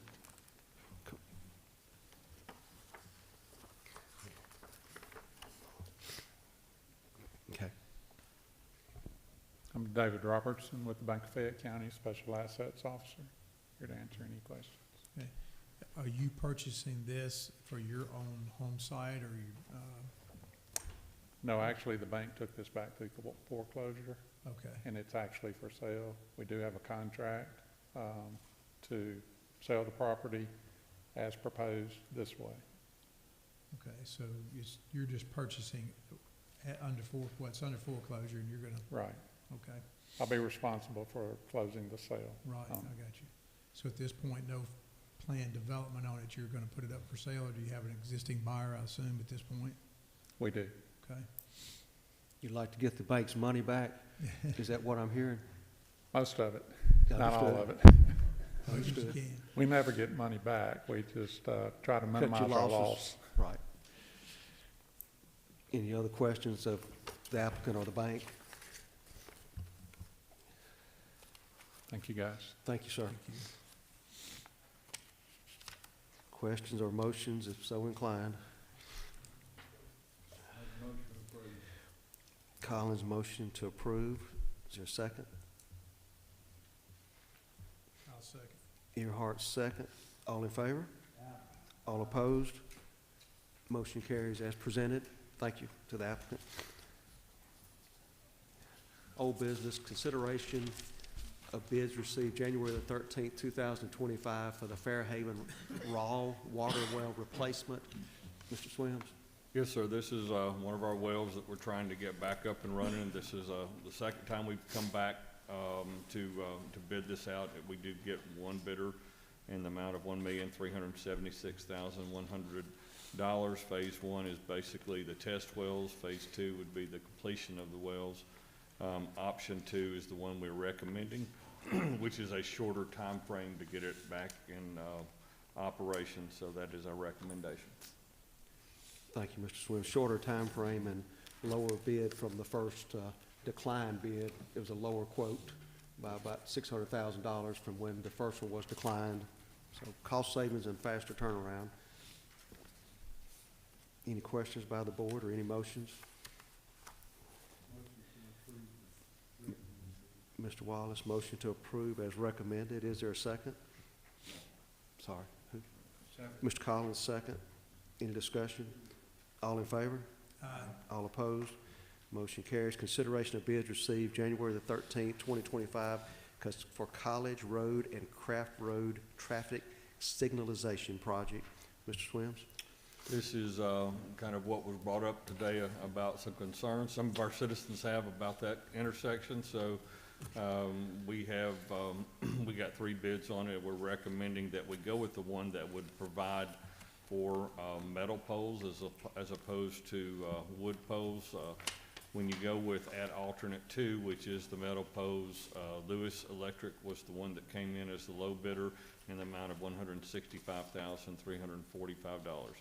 That is expected to be about an 8-month time frame to get that constructed. And it'll free up our law enforcement officer directing traffic, school traffic in the mornings, and the goal is to try to get this installed before 2025 school year starts. Is that right? Yes, sir. Mr. Wallace, motion to approve. Is there a second? Is this black? It's silver or is it black pole? Black. Okay, black. You like that? All right, second by Mr. Collins. Oh, I'm sorry, had a second? By Ms. Aldridge, my apologies. Second by Ms. Aldridge, all in favor? Aye. All opposed? Motion carries. Item 3, consideration of bids received January the 13th, 2025 for Phase 2, George Harrison Soccer Complex. This is for the added soccer fields board. We're asking to table this until the next board Thank you. meeting. There's still, bids are still being evaluated as of this morning, so we're asking you to table this, no action needed. Need a motion to table if somebody would agree to that. So moved. Mr. Earhart, motion. Mr. Wallace, second. All in favor? All opposed? Motion carries. We plan to have this back to you by the next board meeting, ideally. New business. Consideration or recommendation to approve South Area Project 2, Task Order Number 4, with Neil Schaefer Incorporated in the amount not to exceed $640,275. This is for construction engineering with Neil Schaefer, and it's one of our largest, I think it is our largest area that we're providing sewer to. It's an hourly not to exceed in the amount of $640,275, and that's our recommendation for us to move forward with that with Neil Schaefer. Any questions on this board or any motions? Mr. Collins, motion. Is there a second? Second, Ms. Henderson. All in favor? All opposed? Motion carries. Consideration of recommendation to approve a professional services agreement with Civil Link LLC for survey and design with an hourly not to exceed cost of $5,500, for the Gwynn Farms Pump Station removal, gravity, sewer design. It's important to the city of Olive Branch. Anytime that we can eliminate a pump station, we try to do so. We're going to try to do this in-house. We're just asking for this contract with Civil Link be approved for them to do the design, and then we'll try to get it constructed this year. Thank you, Mr. Swims. Any questions or motions? Mr. Wallace, motion to approve. Is there a second? Huh? I'm sorry, Ms. Aldridge, second. So Wallace, motion, second, Aldridge. Any discussion? All in favor? Aye. All opposed? Motion carries. Item 3 is consideration of a recommendation to override my veto of December the 17th, 2024, pursuant to Mississippi Code Section 21.315. I believe Mr. Dickerson asked for this to be put on the agenda. I'm gonna make a motion to override the veto, and I'm gonna give you some reasons why I'm asking for that. We'll go back to the very start of this project. This project was brought into the city under annexation as apartments, and nobody wanted that. We had a public hearing with a developer that wanted to come in and put townhouses instead of apartments. We had a large group here that was here for that meeting. Most of them wanted no apartments and no townhouses, which was not the option. The option was one or the other. So we ended up with a motion and approval of the townhouses, and the developer came in at that time. We didn't ask him for a 2,000 square foot minimum. That's what he offered, and we agreed to it. Since then, he has built the houses in this development, and he asked for 11 smaller lots out of the ones that he was being built. He only built 5 of the lots that were smaller. The rest of them were either the minimum size or larger. So his performance tells me that he's not, just because he's got 11, he's not going to use 11. And this one, he's asking for, I believe, 28 lots to be smaller. The 2,000 go down to 1,800. After the first phase, and this is just the first phase, so there's another 38 lots that will be developed. If we approve this, we will be able to tell after the first phase is done how many of the smaller ones he built, how many of the large ones. I think he's already got a footprint started for the 2,000, and as he indicated, he wanted to put another footprint out there with the 1,800 so that people will be able to look and see which ones. As I remember him saying, he will build these based on they're being sold. What is he gonna, does he have 4 people that want 2,000? Does he have some that want 1,800, whatever? He's gonna build those in the first phase. When that phase is done, he will have to come back if he wants to do anything in the second phase and ask for, again, some type of reduction on however many. At that point in time, we will know, is he selling them? Is he not selling them and then just renting them? We will have an idea of his performance at that time. So if he has built every one of them smaller and hadn't sold any of them and renting them all, and he comes back and asks for a different permission on the second phase, I would say no, I would not be in favor of doing that. So for all of those reasons, I'm going to make the motion to override the veto. Motion to override. Any other discussion from the board?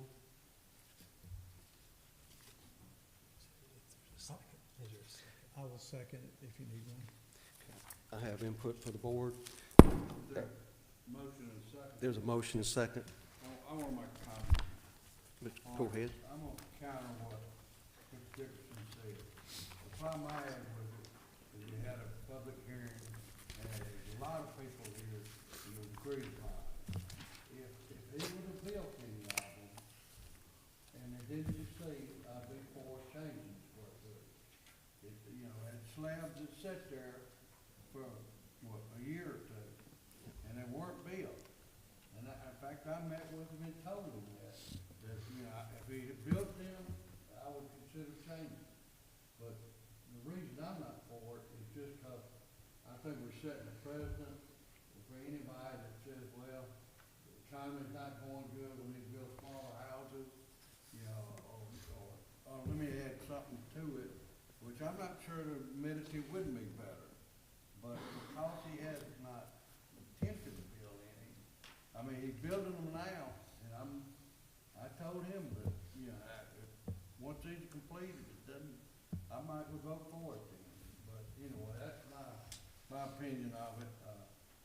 I think either way it'd be probably pretty nice development, but I'm just afraid we're opening the can of worms, before you even build something and change it. Anyway, that's my comment. Start these down. I'll try to be brief, board. The same 3 reasons that I had mentioned. Of course, I showed up and posed this before I was sitting in this chair back on July the 7th of 2020 when the board approved it.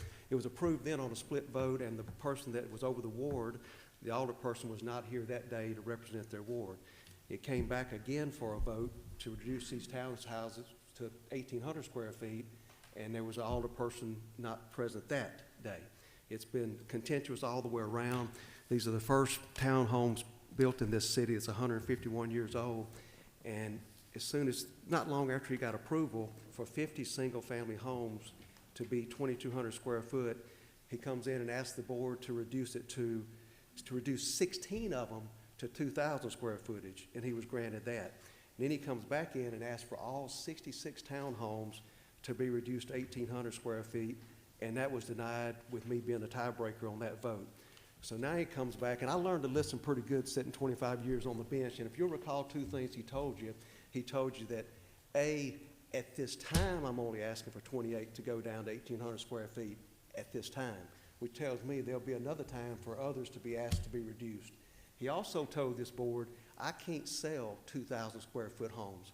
Now, y'all just got through approving a presentation 1 section line over on the other side of Highway 305, 3,000 square foot home minimums. So we got a disconnect somewhere. He can't sell 2,000, but this gentleman just sold a subdivision and says, I'm gonna make it 3,000 square foot minimum. I also passed down to you and that I want you to look at the article from the website, and it tells us how this gentleman comes from California and strikes gold when he comes to Memphis. Well, let's see how he struck gold. If you'll follow me along here on page 4, he analyzed more than 300 metropolitan statistical areas, MSAs, looking for the best markets in the country to flip single-family homes. The data pointed him to Memphis. Memphis is the best place in the U.S. for what? Rental real estate.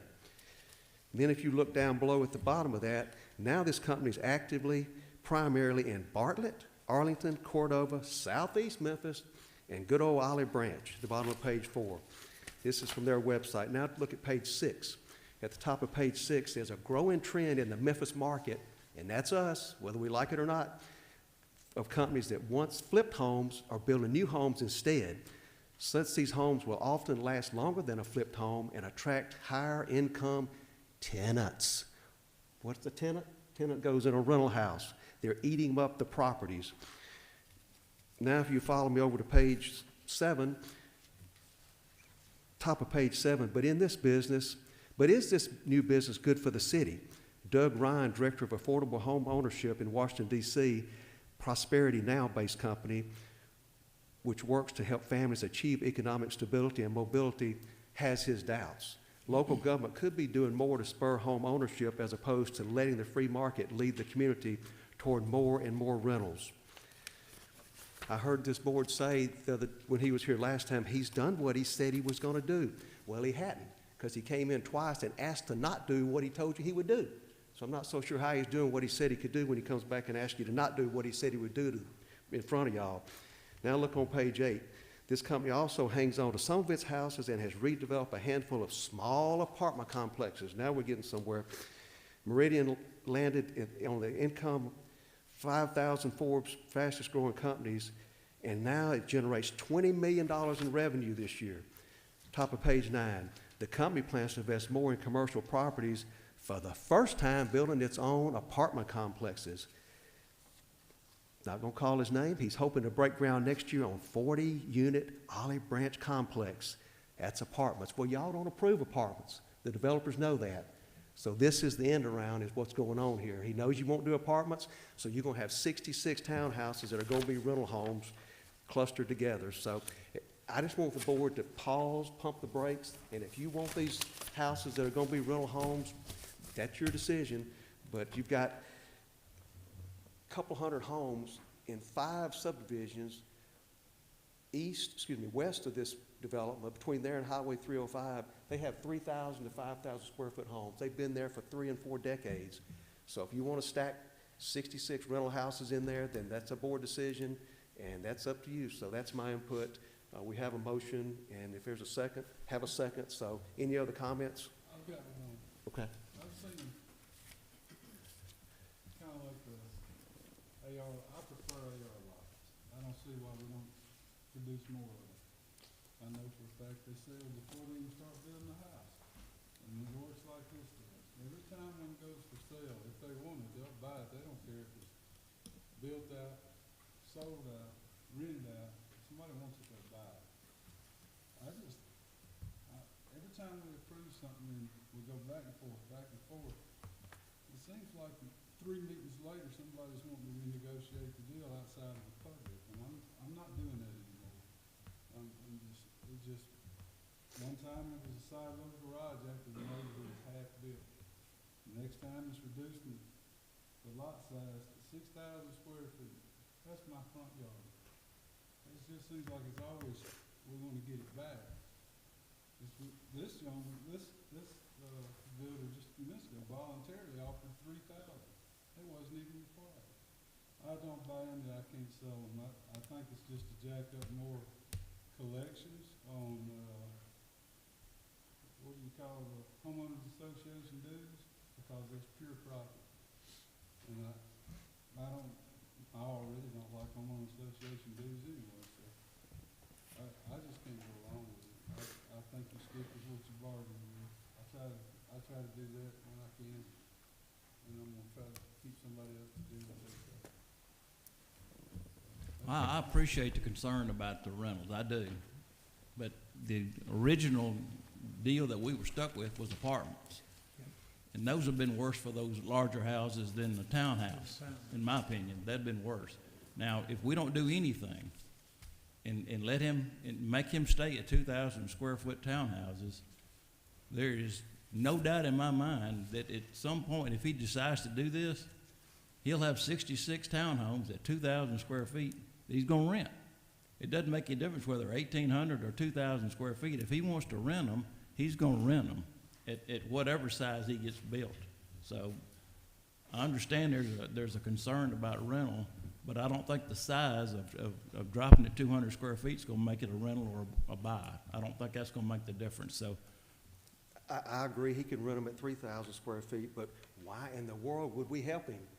And then secondly, the board absolutely could have changed it. You didn't have to deal with apartments and multifamily housing. The board can change it, just like you changed that 2040 plan. You didn't need an applicant to come in here and say, we don't want it to be multifamily housing anymore. The board could have said, for the long-range plan of Olive Branch, this is what we want.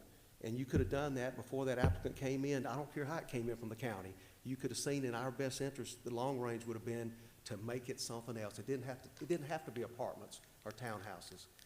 It didn't have to be. Well, that horse got let out of the gate 6 years ago. It did. I don't disagree with you, we could have, but we didn't. We Yep. did improve the zoning at his request from M5 to, in this case, I think it's R2, R3. And while I'm like everybody else, I wish we could stop the rentals. I don't know how we're gonna do it. He can rent every one of them right now, as is. And I would challenge us, if the issue is rental properties, then you go to your article on page 7, and let's come up with a plan that says local government could be doing more to encourage homeownership. Let's come up with a plan on how to do that. I don't know how you force that issue. I sat with And we this do need- company. We do need diverse housing stock, has been said over and over and over in this community. Yep. It's in our 2040 comp plan, and if we don't like what we have, let's adjust the comp plan. Well, I still go back, this is what he, Mm-hmm. we didn't push it, it was a part already. They are right, yeah, it was approved on the zoning, but we didn't propose any of that. We had 50 people out there, you know, arguing it, or not understanding. Right. But I mean, before you build, just change anything, you know, how many times have we gone before the vote on square footage? How big out, it kind of hurt tonight. Well, I think it's two different locations on that aspect, too. Chili, I'm not against it, I think he's done some pretty good stuff so far. I agree with what I asked him was, please don't confuse justification where you took the old apartment complex and made them look good and made them better, and truth of the matter, lost the tenants that were paying a lower rate because justification was giving more money, and now you've got tenants that have to pay a higher rate. He did a great job with that, but that's different than going and putting in things that are substandard in a good neighborhood. That's totally different. It's just totally different. Brian, let me ask you something about what the mayor just said. He says we could have taken the apartment zoning and changed it without any application.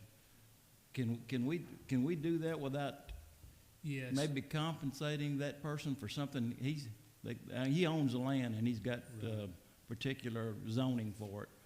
In that Whether case, it's the apartments or whether it's commercial, you know, we could say we don't want this to be commercial anymore. Can we take that away without any repercussions to the board, financial or any other type? The answer is yes, but it's not a taking. In that case, it was vacant property, and you could have a city-initiated rezoning of that undeveloped vacant property. Now, if you had a property where there had been substantial investment-backed expectations and development ongoing, and at the last minute, the city were to have a city-initiated rezoning, you could potentially have a regulatory taking under those facts. Those weren't the facts with this particular piece of property. Matter of fact, you have cities oftentimes at the adoption of a zoning ordinance or a comp plan, or following an annexation, where there could be city-initiated rezonings without the landowner requesting it. Now, the landowner's recourse is to appeal that to circuit court. But I believe in the zoning ordinance draft that's being prepared now, you have a handful of properties where it will be proposed to have a city-initiated rezoning. So those aren't uncommon in many jurisdictions.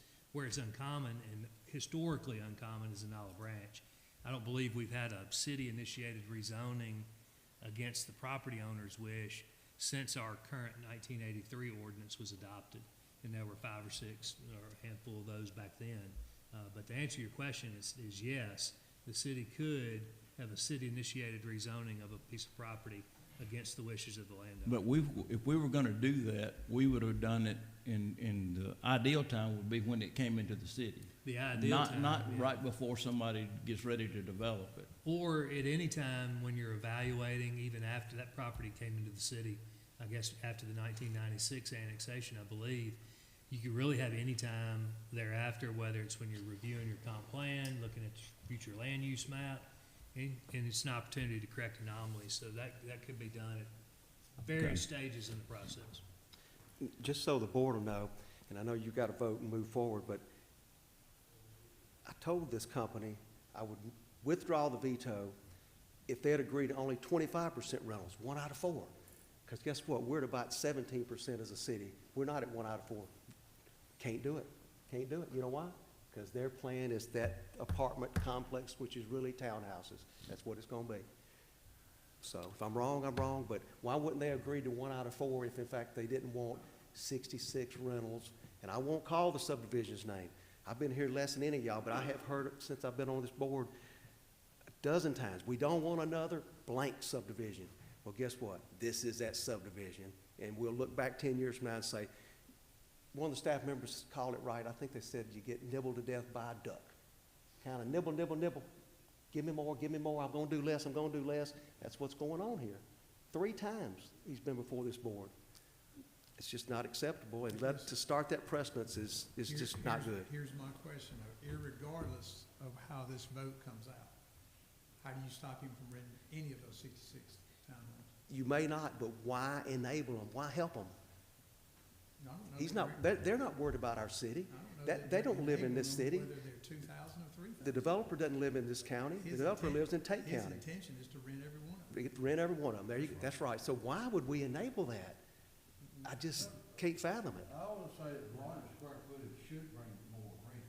What now? You don't think What would you say? square footage would bring higher rent or higher hours? It should per square foot, yeah. And so, I mean, maybe that would discourage it. That would. I'm not doubting it either, but my problem was we didn't build what they said. I mean, that's what my problem was. You know, or try to build it. I mean, you know, we changed the housing. After you just built a few of them. Mayor, if I could, let me just mention, you do have a motion to override the veto, and that motion has received a second. It requires, the state statute says that you have to have 2/3 of the membership of the board in order to override a veto. Of course, you have everybody here tonight, so issues of absences and so forth is irrelevant. For tonight, 2/3 of a 7-member board requires 5 votes. Yep. You know, if you try to do the math on it, it'll make your head hurt, but at the end of the day, we asked the AG an opinion on that question back in 2009, and they answered it. So it's crystal clear under state law that it takes 5 votes to override the veto. If there are 5 or more votes to override the veto, then that December 17th amendment to the project text would go into effect. If there's not 5 or more votes, then that December 17th approval does not go into effect, and the development would be subject to the requirements that were in place prior to the board's December 17th action, which I think Mr. Gambone was for all of the units to have a 2,000 square foot minimum. So, I think some of them are still at 2,200 square feet. well, it would not have any reduced to 1,800, let's Right. put it that way. Yeah, Yeah, whatever the situation was before Prior to December this. 17th Yeah. would be where it is if the board's override attempt were to fail. And if I'm correct, the motion in the last time approved was approved 4-2. And he's gonna That's take correct. 5 votes this time. That's correct. It was 4 approved. to 2 with 4 to someone, 2. and if one member was absent. That's right. 3 times a member's been absent when this came to a vote as a, not contentious, but a divided board since 2020, July the 7th, 2020. So there is a motion, there is a second. Any more comments for discussion? Mayor, I'd recommend a roll I call would. vote when we. Yep. Any more comments or discussion? Roll call. So the motion was to override the veto, so a yes vote would be to override the mayor's veto. A no vote would be to support the mayor's veto. So if a person votes yes, And a yes vote is okaying some of the, I think the units were 28, is that Mr. Wright, Mr. Gambone, of 1,800?